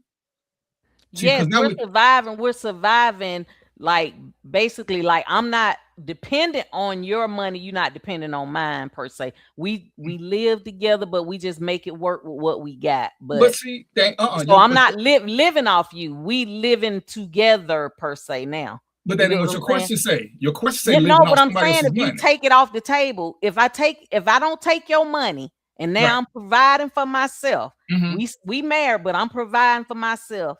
Right? You providing for yourself, but our money still counted together, but it's not like where you're actually the sole provider. Okay. And then you take sex out. What else do you have? Well, then I mean we were never living off my money. See, that's why I was confirmed. That's why I was confused about the question. Because if we take my money off the table, we were never living off my money. If you had your money and I had my money, we were living off our money. So living off somebody else's money to me means that one person is the sole provider. Right. But you're saying one person not. You're saying both people are providers, and that's why I was confused about your question. Right. So basically, I guess what I'm trying to say is like if you're the sole, because women, not me, but most women, they want a man that's gonna financially provide, right? And that's probably why she's staying. You know what I mean? And the sex may be good, like you said, good sex. That might be why you still staying. But take both of those off of the table. Would you want to be with that person? Well, by the time those come off the table, we drift to what Mo's saying. By the time that come off the table, we should have formed something where we got more than that. But in the beginning, it is what it is. In the beginning, the woman chooses the man for safety and security. The man is choosing woman. As you say, most men's love language is physical touch. Because most things will tell you, most studies will tell you, when women play games with sex, the man starts becoming detached. As much as the men claim that they can have emotionless sex, once you take that from us and you take that physical connection, because most of air quote men can support themselves. So what is she bringing to the table? So when you start taking that off, what is there to do? because, and we talked about this before, that marriage is still a business. Relationships are a business. At the end of the day, it's cute that we like each other, but what are we both bringing to this table? Because if you bring something that the table don't need, I already got ketchup and mustard on the table. You're bringing more ketchup and mustard, but we need some salt and pepper. So that's part of the whole building process, so we'll know what we can do, so that we can get to the point that when we get to old age where, I can't get it up, you got dust coming out of you and shit. Now we can do it. Now we can got no damn dust coming out of me. I said when you get old like that. So now we can do what Mo said. We can start going to other things, and now we're enjoying life together, because we ain't at that point where we can truly enjoy each other. But you're still in your safety mode. I'm in my comfort mode, because sex may not be on the table no more, but there's still intimacy. So we still got to be able to have these two things. And I think that's why a lot of people start falling apart, because everything was based on money and sex. So when one party starts holding out, the other party starts holding out. Then you have a huge breakup, because nobody wants to contribute anything, because no man wants to feel like he's just getting used for his money. No woman wants to feel like she's a prostitute and she got to have sex because he has that money. But that's because they never discussed what they were going to do in the beginning. And everybody has an expectation. And not to jack it, but this is where when people get together, they don't talk about what they want out of the relationship from the other person, because nobody knows. Everybody, oh, I thought you knew. I thought you knew. Well, at some point, all these things have got to be said out loud so that everybody knows what they're getting into. People say, oh, DVP, you so shallow. You keep talking about you won't do this. No, DVP never said he wouldn't. If I married a Sherry, she's pretty now. Let's just say something happened in 2-3 years. I can remember when she was pretty. I'm not going to start off marrying no ugly chick, because when I go back to my memories, all I remember is that she was always ugly. It ain't going to happen. When I tell women about dating these projects. Sorry, I'm having trouble hearing you. When you got with him, he was broke. So you don't remember a good life. So in 2-3 years when he's still broke, what memory are you holding on to? You don't have a memory to hold on to, because there was never a good memory to start with. You got to start with a firm foundation. And I think that's where a lot of this, as you're saying, when the sex and the money come table, because the ones who have a firm foundation, they pass the test of time. Because you see them doing little crazy shit in there. They hold their hands, they dribble and spit on each other, but they got memories of what they used to do. So there's still the intimacy part, because a man still needs physical touch. So the woman hold his hand. That's physical touch, because she know he can't do nothing else. And hell, she dried in Sahara, she can't do nothing, but they still got each other. And that's what we have to do a whole lot better on building relationships, so that it don't come down to those two, because those are two simple ass things that we know somewhere along the way something might change. Something might change. So DVP, what's good sex? Good sex is relative to the person. And and it's crazy because the basic act is the basic act. All right. And if we know this to be factual, how come we can have a top 5? Because everybody should be the same, but it ain't the same. It's what you put into it. A cake is a cake is a cake. Pretty much everybody putting the same ingredients in it. So if everybody putting the same ingredients, why don't all cakes taste the same? Because they just don't. They just don't. It's like kitty porn, huh? You know it when you see it. Yeah, somebody told me that one time. You can tell my hell. Mo, and I'm gonna pick on Mo right now because I can. I'm here in Arizona. I'm in Georgia. He can't swing on me. Mo can sit here. If we're being honest, Mo can tell you it was something that when he was dealing with his current wife that made him choose her. Out of all the options she had, what made her rise to the top? And it may have been a bunch of little simple things, but something made her rise to the top. If we get her on the show, she gonna say it was something that made Mo rise to the top. Not and wasn't nobody put nobody in the headlock or none of that shit, or her locking more in the room telling he couldn't go nowhere. Mo, don't make me tag her. No, but say that. Hey, we know exactly what it was. What was both of us the dunk. I was across the room. I saw it. I was like, God damn. So why did she pick you then? I picked her, and she had to pick me. I saw that. I'm like, listen, I need to. She had to say, "Yo, Mo, that is kidnapping." Whatever. I don't know what she picked me. I don't know because maybe I was drooling. Hell no. Don't ask me, man. See that across the That's room, your boy? homework assignment for next show. Figure out why she picks you. Woo! Okay, Ready? so my other question is, are women too masculine, or is it that men lack leadership? What's masculine? Oh, okay. I got to answer. Go ahead. Go ahead, Mo. No, Go no. ahead, Mo, 'cause Go ahead, you Mo, got you prepared. forget. No, you asked a question. Go ahead for clarification. Go ahead. Go ahead. Well, from what I heard this guy say, is more or less of a hyper independent woman that she pretty much can do whatever it is she need to do for herself. You know what I mean? She may even make more money than him, and she don't really need him, that type of currency from him. You get what I'm saying? Because I feel like men typically define themselves by being able to provide and being able to provide penis. Like they lead with them two. That's my opinion. Yeah, But so when you meet a woman that she can please herself. So, I mean, because like you said, at the end of the day, when you're doing the physical act, you supposed to get it, she's supposed to get it, but this time she get it without you. You know what I mean? So, and then it's over. So she can please herself and she can provide for herself financially.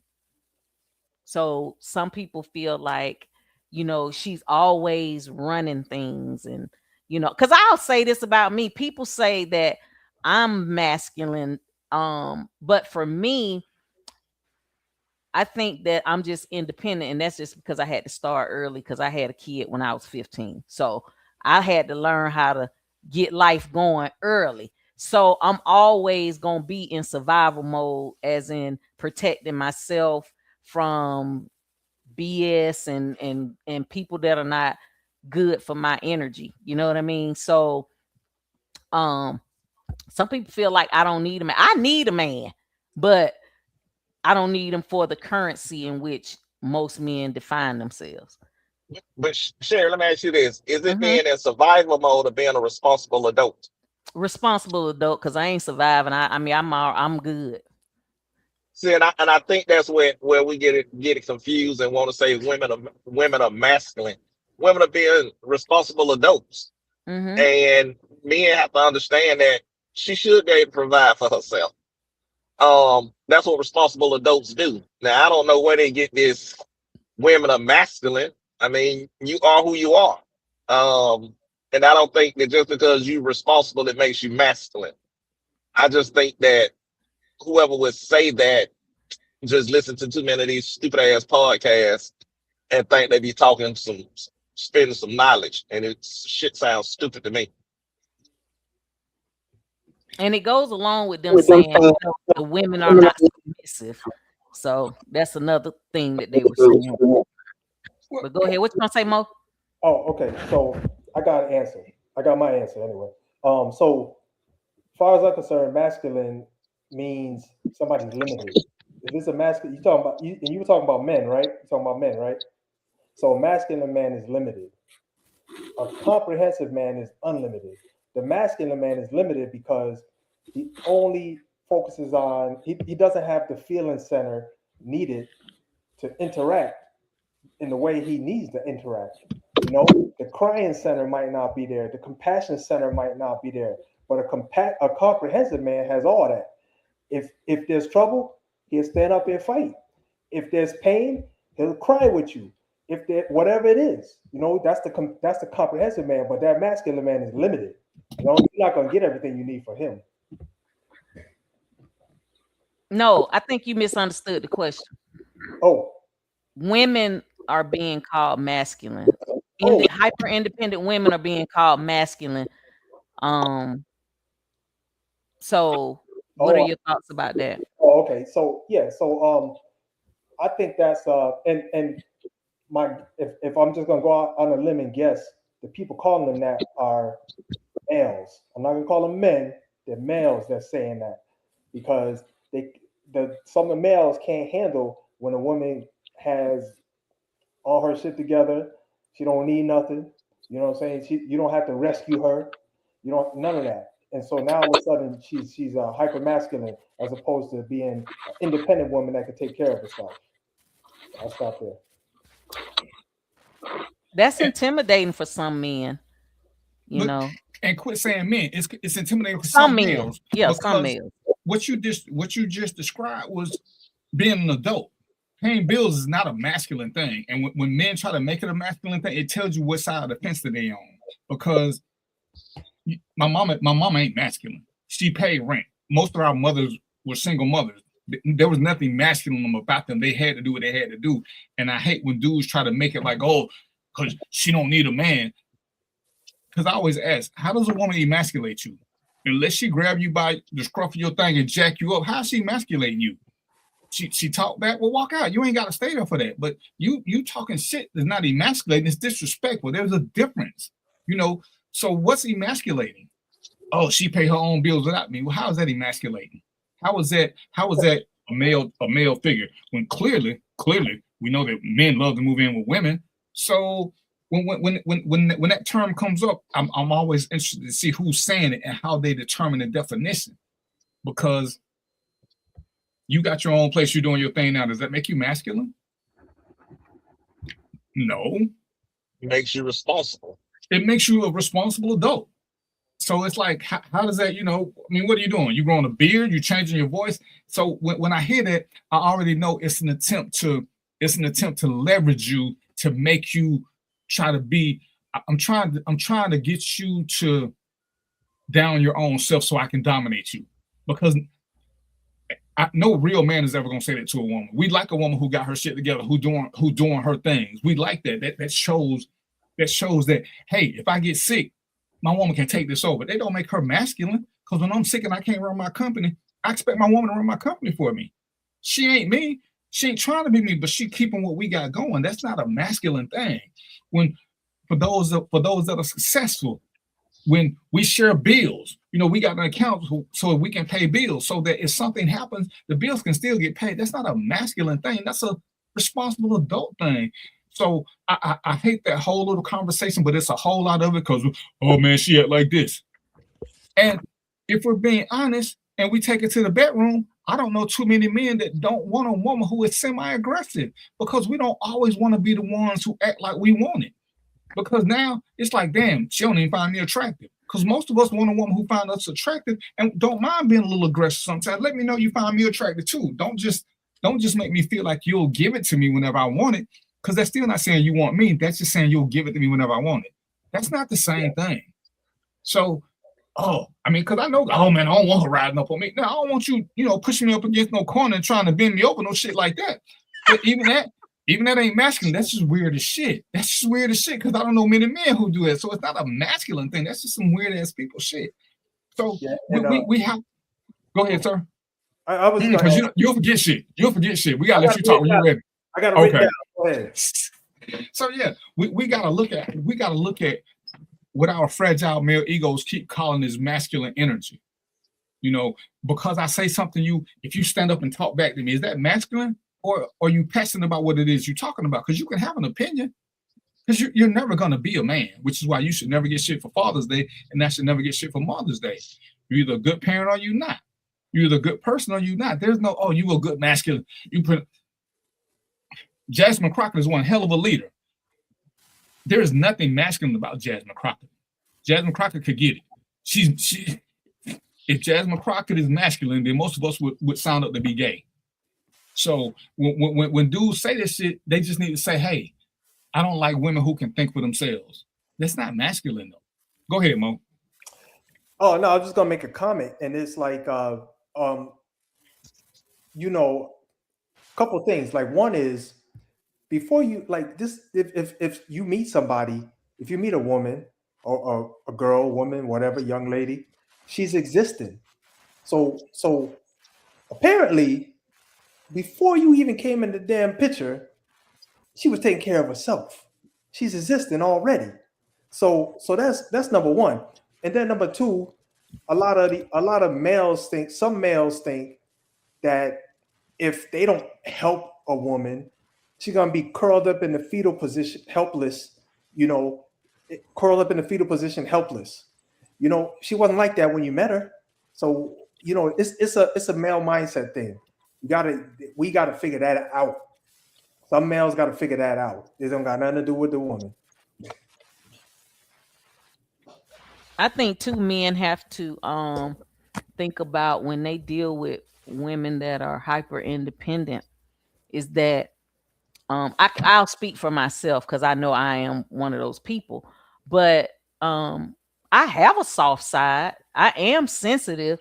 You probably can't see it or tell it like just by looking at me, but I am sensitive. And you know, guys all the time, I want a woman to submit.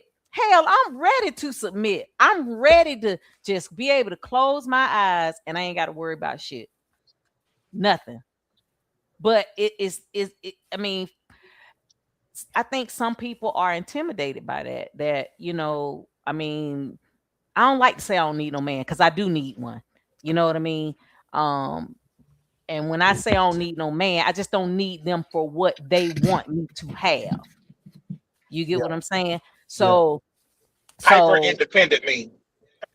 Yeah, so my thing is like I want to submit. You know what I mean? See, some people confuse submit and think it means she do what I say, and it's, you know, it's all about me, blah blah. You know, I get the last word, this, that, and the other, whatever. You know, but submission, you know, my thought process is if you want me to submit, you got to give me something to submit to. You got to make me feel safe. You got to make me feel like, okay, I ain't got to worry about whether the grass was cut. You already done made sure it was done, whether you did it yourself or whether you paid somebody to cut it or whatever the case may be. You know what I mean? A woman wants to feel safe enough to let her guard down. Like, in majority of the time, I only met one guy that I was straight up honest with him about how much I liked him. Never told him, never told a guy that in my entire life. First time, I never kissed a guy on the first date except for that person. But I feel like, you know, the only way I would submit to somebody, I have a wall up now. It's like I have a wall up. It's like you make me put up a wall that I don't want to put up a wall. You know what I mean? But you got to make me feel safe. And if I don't feel safe, you know, then I'm not going to, that wall is going to stay up there. Unless you got a crowbar or whatever it is, or some Mexicans that can knock the wall down, it stays there. Let me ask a question though, Cher. Cher, what does hyper independent mean? I mean, it basically means that I'm always gonna survive, period. Like, I'm not going to responsible adult. Right, pretty much. You know what I mean? So it's like, why do we keep being a responsible adult all these different terms?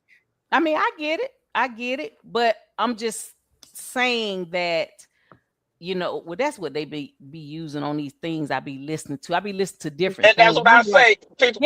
People just throw stuff out there. That means you're a responsible adult. What's that lady name?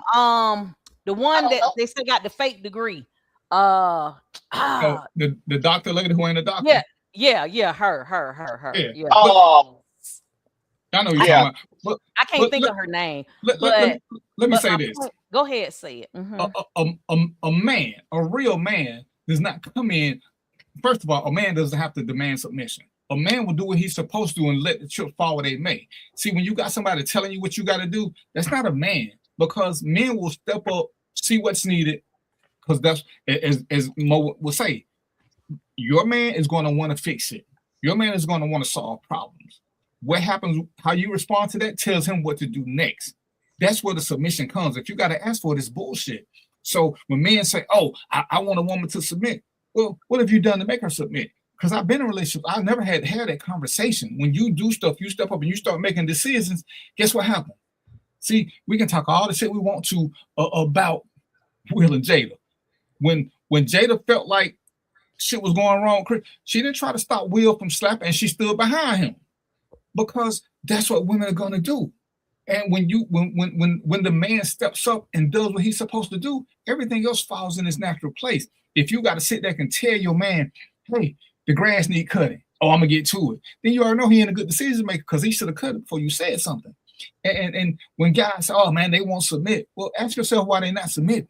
Because what do I just want you to submit because I got a penis and facial hair? What is it I've done to earn your submission? Because men know at the end of the day, and I say this all the time, me and Mark and Mo can be in the same room. If something comes up, whichever one of us is best at it is the one we're going to let lead. And guess what? Me, the other two going to submit because we're going to follow the leader. It's the same thing in life. But the best one for the job, I ain't got to tell everybody else to shut up and follow him. The crowd says who they're going to follow. The woman says who she's going to follow. Can't nobody tell nobody who to follow. See, I appreciate y'all when y'all let me lead the show. Because sometimes I don't want to do shit and I want y'all to do it, but y'all keep trying to push it back. So for the purpose of this show, y'all let me lead. When we do Mo's show, Mo is the leader. But there's a time that Mo will turn it over to me or Joe because he knows that we know the subject matter. There's nothing else for him to say. So he submits and let me or Joe handle that part of the show because that's what grown ass men do. You know, when me and Mo talked about earlier, who gonna take the shot? And I used to always use the example. My wife was my first wife was a much better shot than me. If we're gonna shoot at somebody, I'm gonna let her shoot. And if they get past that, I'm gonna be the one who fight. I don't have to demand certain shit. It is what it is. And leaders, true leaders, make good decisions and they put people in the right place. They don't have to be in charge in front of everything. They just need to make sure everybody's in a position where they can, where we are gonna always win. So when men say, "Oh, women this, women that," well, your bills got to be paid. So if I ain't paying them, you got to do what you got to do, which is be a responsible adult. When all your bills are paid, whether it's through you or through me, once all that is done, then I can start getting your softer side. The more I help you get that done, I'm gonna get a more softer side. So I'll be like, "Don't worry about it. I got this here. I got this." When I see you stressed, I'll be like, "Don't worry, I got this."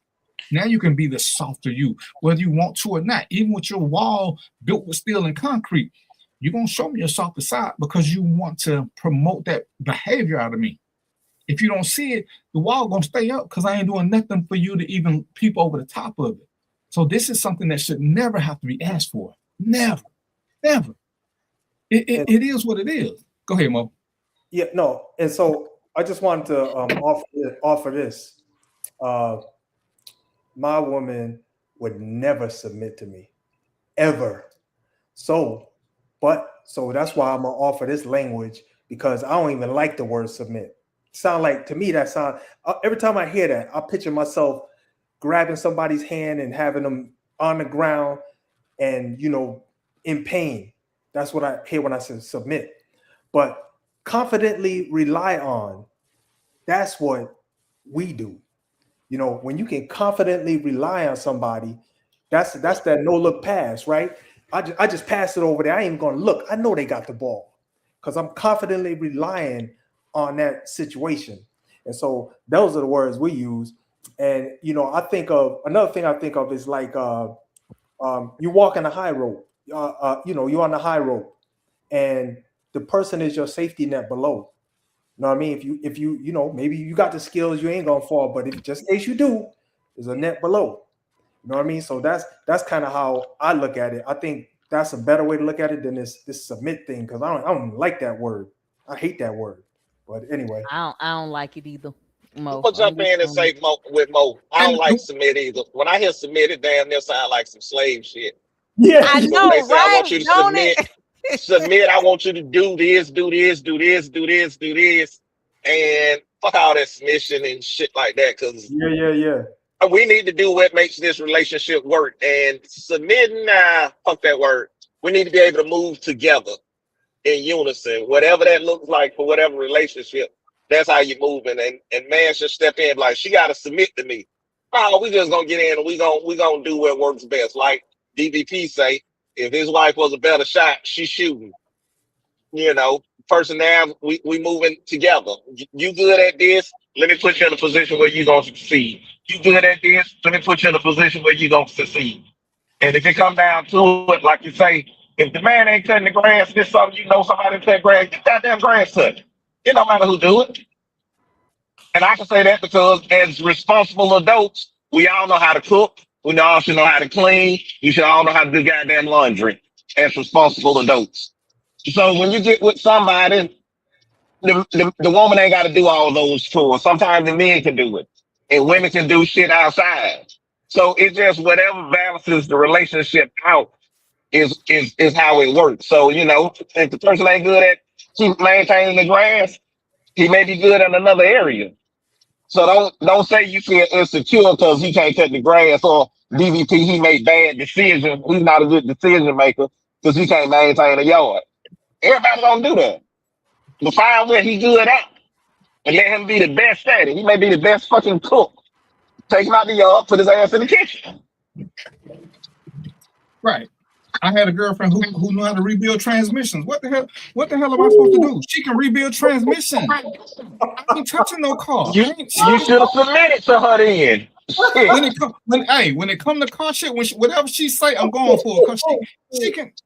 So, and that's the thing is, like I say, the leader is, and she submitted to me because I didn't try to fight her on what she was good at, because a leader knows that he ain't the best of everything, but what he's supposed to be truly good at is making decisions. So that when I make a decision, she will naturally submit to me because she know I'm making a good decision for the team. It ain't for my ego, it's for us. So if I say, hey, this is what we got to do, this, and I tell people all the time, this is what the conversations are needed, because too many times people want to say what we should do based on sex and gender, but that ain't. Situations make you good at what you do, not birthdays, not fucking talk shows. You're good at something because that's what you've been doing.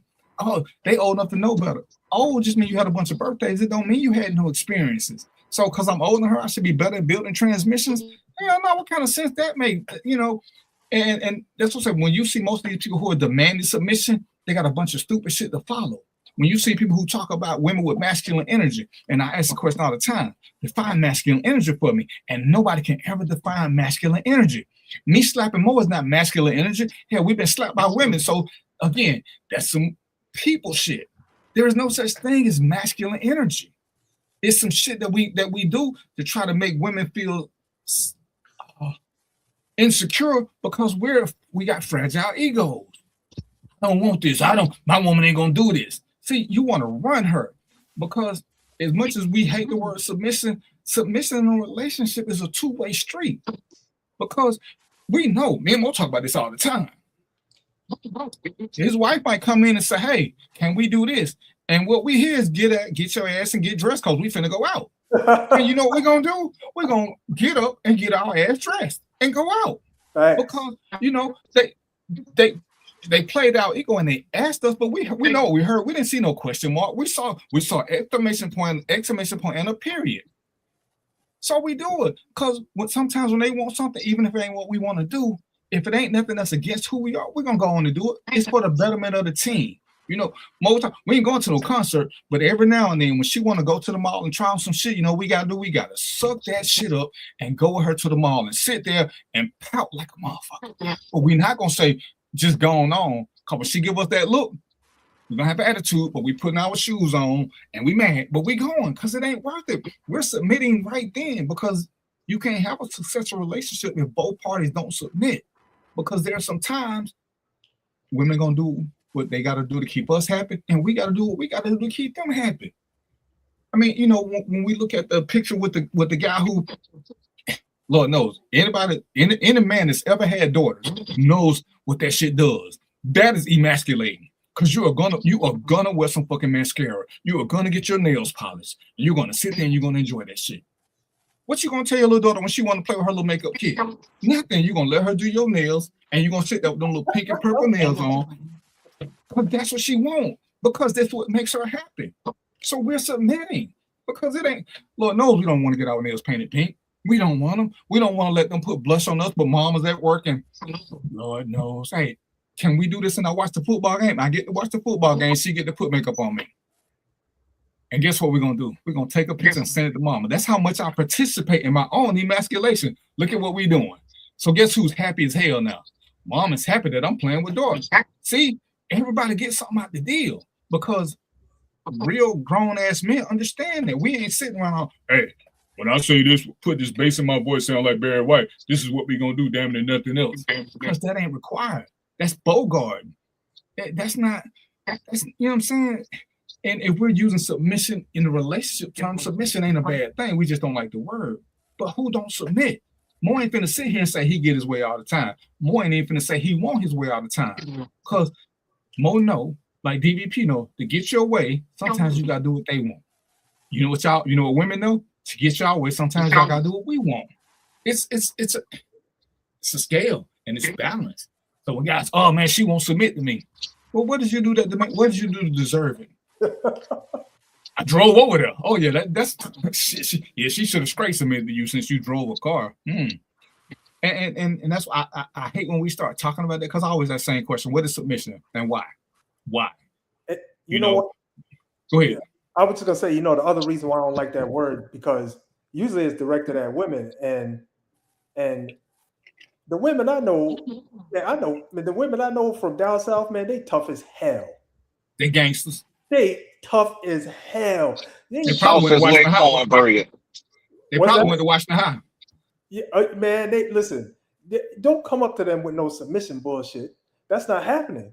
If you want to have a equal playing field relationship, that's one thing. But all that submission, it's not happening. And Mo, that's why I say you wrong, because the toughest women will submit the quickest when they find somebody worthy. They stop fighting. Once they see, because what they see is so many dudes demanding it, but they ain't doing shit. They ain't doing shit. See, when she call and say, the best one I can give you is the date thing. I want to go out with Cher. But Cher like, shit, I can't find no babysitter. Well, shit. Ask auntie how much she want. Well, shit, okay, I'm gonna shoot you $75 so she can babysit. See, Sherry just heard that I really want to go out with her. I'm gonna make this happen regardless of what option she get. See, the dude's gonna say, well, call me next time you get a babysitter. The man who truly wants her to be submissive is gonna put her in her feminine era, is gonna take care of that problem. And now she just found that she had value. So and guys don't realize that effort, because now she don't even care where we go. Because before, she already knew I'm finna spend some money to take care of the baby. So even if she want to go to the steakhouse, if she's legit, the steakhouse ain't even a top priority no more, because she know I just spent money just to get time with her. So now we can go to the park and do some other stuff. Or she might say, hey, don't even worry about it. I'm going to come over there and cook, because she just saw the effort that was put forth. So that's the tit for tat game that dudes don't understand. It's what you do that will get you there, not what you say. The more problems you solve effectively and efficiently, and I hate to say it like this, but it is what it is. The wetter it get, the more submission you get. That's a truism, whether we want to accept it or not. When you can do something and you hear that squishing sound, that means she falling for you. If you don't hear that squishing sound, step your game up.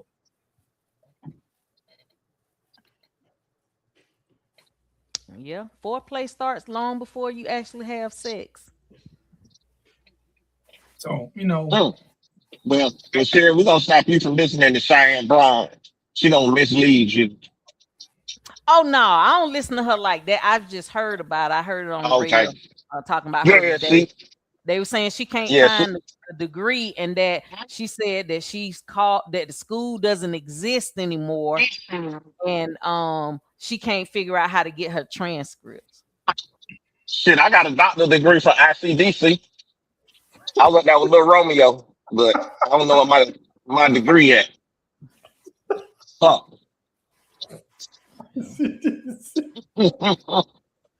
Yeah. Yeah, she did. But yeah, I'm just thinking this. But yeah, this day and time, yeah. And I was a general manager at Toys R Us. I was a district manager. I managed 17 stores. And let somebody go look that information up. But yeah, but in this day and age, these podcasters and all these people that's giving out this relationship advice, they just regurgitate a lot of the stupid shit that they heard. And it sounds good. It sounds good, giving these names, masculine energy and hyper independent. All that shit is just rhetoric. It sounds good. It's a new word. It's a new term. Let's use it. But in all actuality, it ain't worth a hill of beans. Well, Like you You said, know. just a responsible adult. well, and talking to people who want to prove a point, and because you can find anybody say anything you want them to. And when you want to brainwash people, you say some of the craziest shit because there's no logical feedback to it. And even when we do this show, the reason I like having y'all is because we got different perspectives. Sometimes we agree, sometimes we don't, because there is no one size fits all for anything. So when people keep saying, "Oh, you got to do this," you Jimmy Camp says, "Know your personnel." Everybody don't want the same thing. We got to quit treating everything like it's one shot fit all. What Sherry require ain't what Sharonda require, ain't what Yolanda require. I got to treat them individually. When we talked about all the time, Sherry can go out with DVP, Moore, and Mark. We can all go to the same place. Sherry will not have the same experience because we're three different people. When we get back and talk, we didn't have the same experience, even though we all went with the same person, did the same thing. Everybody's bringing their own personality to it. So what worked for DVP may not work for Mo, may not work for Mark, because charm is a hell of a drug. Charm is a hell of a drug. Being smart is a hell of a drug. So we have to play these things out individually and judge them based on what they are. Hell, Mo say he picked her because of this. Mo wasn't the only one that saw that. Why did she pick Mo? And I guarantee that wasn't the only one Mo saw, but Mo saw more than that. That's just what got his attention. But he's seen one before, he's seen one after that. He ain't gonna say it because he ain't trying to get in trouble. Go ahead. No, I was just gonna say that's what got me across the room. But then I stayed across the room because of other, qualities, So, but yeah, I see it. I'm across the room now, boy. And then I stayed, because of the other qualities, So next week we want to know why she stayed, Mo. Yeah, ask her, Mo. Ask her, Mo, because I want to know why she picked you. Oh, she didn't know I was thinking this way. I came off smooth, boy. I was like, yeah, you know what I'm saying? It was happening. I see you across the room. You look pleasant. You know all the right words. Yeah, Mo went over there with his masculine energy. He went over there with his masculine energy and told her that he was hyper independent, and she fell for it.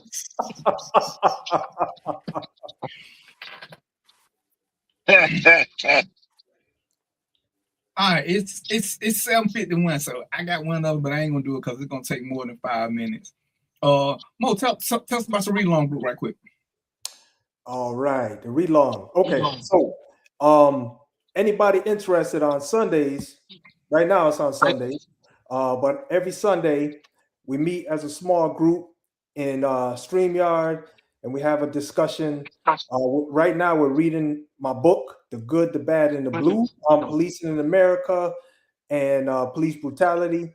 And what we do is, as a group, we read the book, we have discussions, there's learning, there's understanding, and so far it's been pretty fantastic. We've had a few guests who've come to the read along. We had one of the people who was in the book.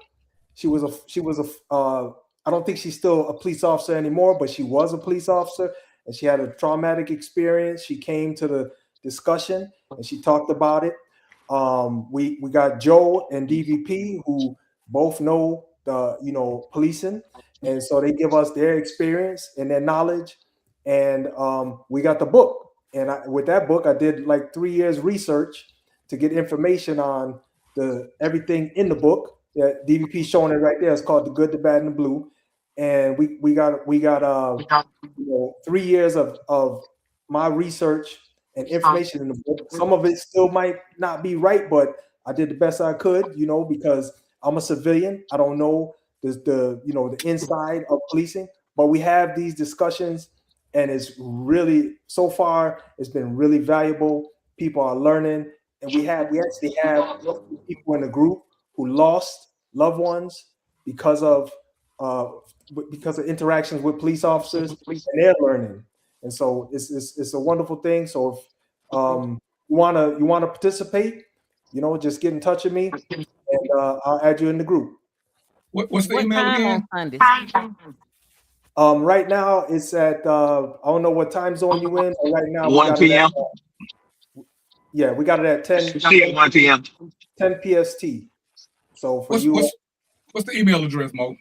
it should be under my name. And his name? It say Mo Trip at 2569. Yeah, use that one. I'll take care of it from there. If you use that one, I'll hook you up with the right information. You can use that email to get in touch with me, and then we'll take it from there. If you want 2569 at gmail.com. Yeah. And we got a maximum of 8 seats right now. I think we got a few seats open. So, you know, if you want to get in the middle, it's okay, it's fine. You know, you can always catch up. So All right, Sherry, what you got for us? Don't eat the yellow snow.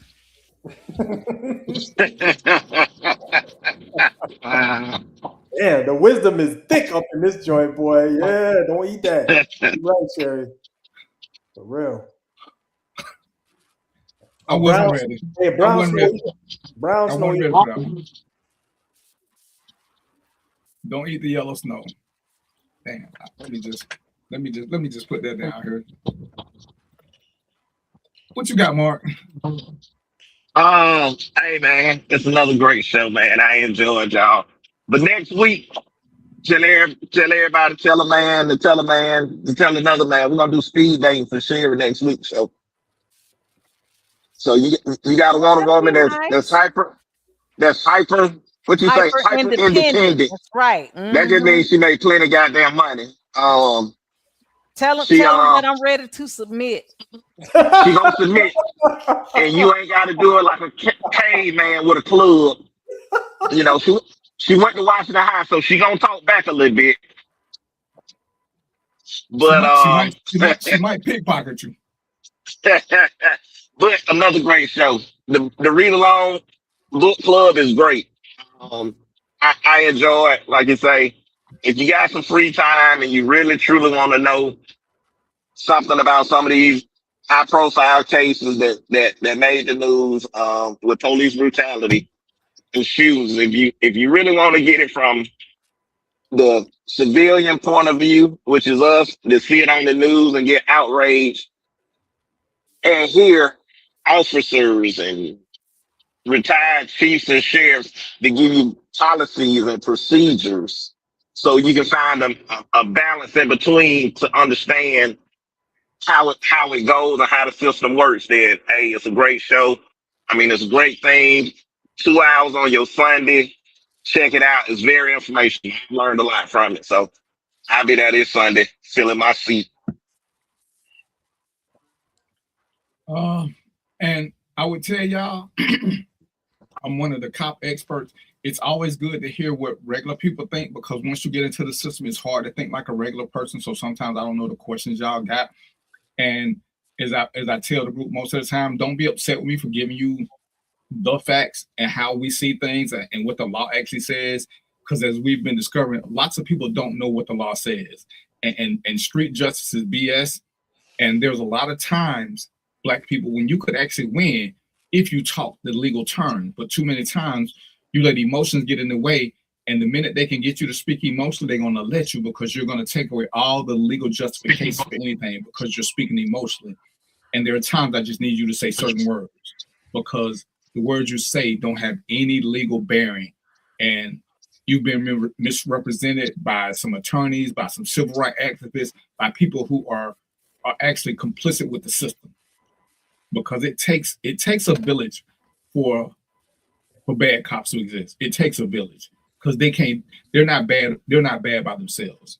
There's a tier structure, and we got to start tearing that tier structure down. And unfortunately, sometimes I got to tell you things that you don't want to hear. But you know, as they say, it's like making a cake. There's no way to make a cake without being messy. You're gonna break some eggs. You're gonna get dirty, and this is what this requires. So if you got questions, like I said, we're gonna still do some Law and Order shows on here, but Mo is talking about some specific things. And as we get near the end of the book, I'm sure we're gonna start talking more about current events or things that are happening in real time. We're gonna be like a real live Law and Order. We're gonna start taking shit straight from the headlines. I'm sure that's what we're going with this, because I don't see an end coming to it just because we get to the end of the book. Oh, So if y'all that's gonna what put you're that interested in, law order sound on? Doom doom. yeah, we're gonna have a whole little thing. So, Hey, but DVP, yeah, yes, sir. DVP. I'm Yes, tired of sir. you saying it's procedure. Hey, I'm man. tired of you telling us it's procedure. But see, but hey, and remember that every time I tell you that, look at how quick some of these procedures change, and that's why I keep trying to tell you. If you want Yes. change, you got to know how to get the change. See, whining is cute, but when you know what to go into policy, they can change them just like that. But nobody ever asked for that. We ask for other things. We want to pray. We want to do kumbaya, all this cute shit. But when it's time for a change, we gotta get out. We gotta get out our emotions. You gotta get out your emotions. And it sucks for me to tell a grieving parent that you can't be emotional right now if you want change. Because your tears ain't gonna change nothing. It's gonna get people to feel sorry for you for 15, 20 minutes. And I'm gonna say this as I'm thinking about this. Ladies and gentlemen, I want y'all to start paying more attention to people who you know that have lost loved ones. Because there's a cycle that we repeat. When they lose a loved one, everybody's good and checking on them for 2-3 weeks. But 3 to 6 months down the line, are you still checking on these people to make sure they're good? Because this is when these people need us the most. But most of us don't care after 2 or 3 months. So if you know somebody who lost a loved one and you care about them, reach out to them. Reach out to them and just check on them to make sure they still doing good. Because the village that they had, the moment their loved one got killed, that village just pretty much left them alone and desolate. And this is how a lot of those people are getting depression. Because everybody who said, I'm here if you need me, yada, yada, yada, they're gone. They are gone. And that sucks. That sucks. And if you lost somebody, you know what I'm talking about. Everybody was at the funeral giving you this, giving you that. And 6 weeks later, your phone wasn't ringing no more. You weren't getting text messages. Nobody was asking you, did you eat? Can I bring some food by? Do you need? Nobody was asking that. We got to start doing better as a people. As Tupac says, our old way ain't working. We got to change the way we treat each other, the way we talk to each other. All this if we want to survive. There's no getting away. There's no getting around that. So that's all I got to say. It's 8 o'clock. Anything y'all want to talk about? Reach out to me or one of the hosts, and we'll do a show on them. And if you're an expert and you want to talk about something, email me. Well, email one of them, like I say, and we'll have you on the show so you can talk about it. Because we're gonna do some financial planning stuff. Because we're supposed to talk about this. We'll talk about it. But hey, let's do something. Let's do something for these kids when they graduate to get them on the right path. Let's do something other than giving them a momentary gift. You know, don't just give them a hotel room for a night so they can go have sex. Give them something that's gonna last more than 35 minutes. All right. So until next time. Oh, my Gatorade is still green. For those out there, again, so y'all know what that means. It's still green. So I'm going to still be a heathen, y'all, because no miracle occurred. I'm sorry. So until next week, y'all know what it is, right? Peace, popcorn, and chicken grease, and we out.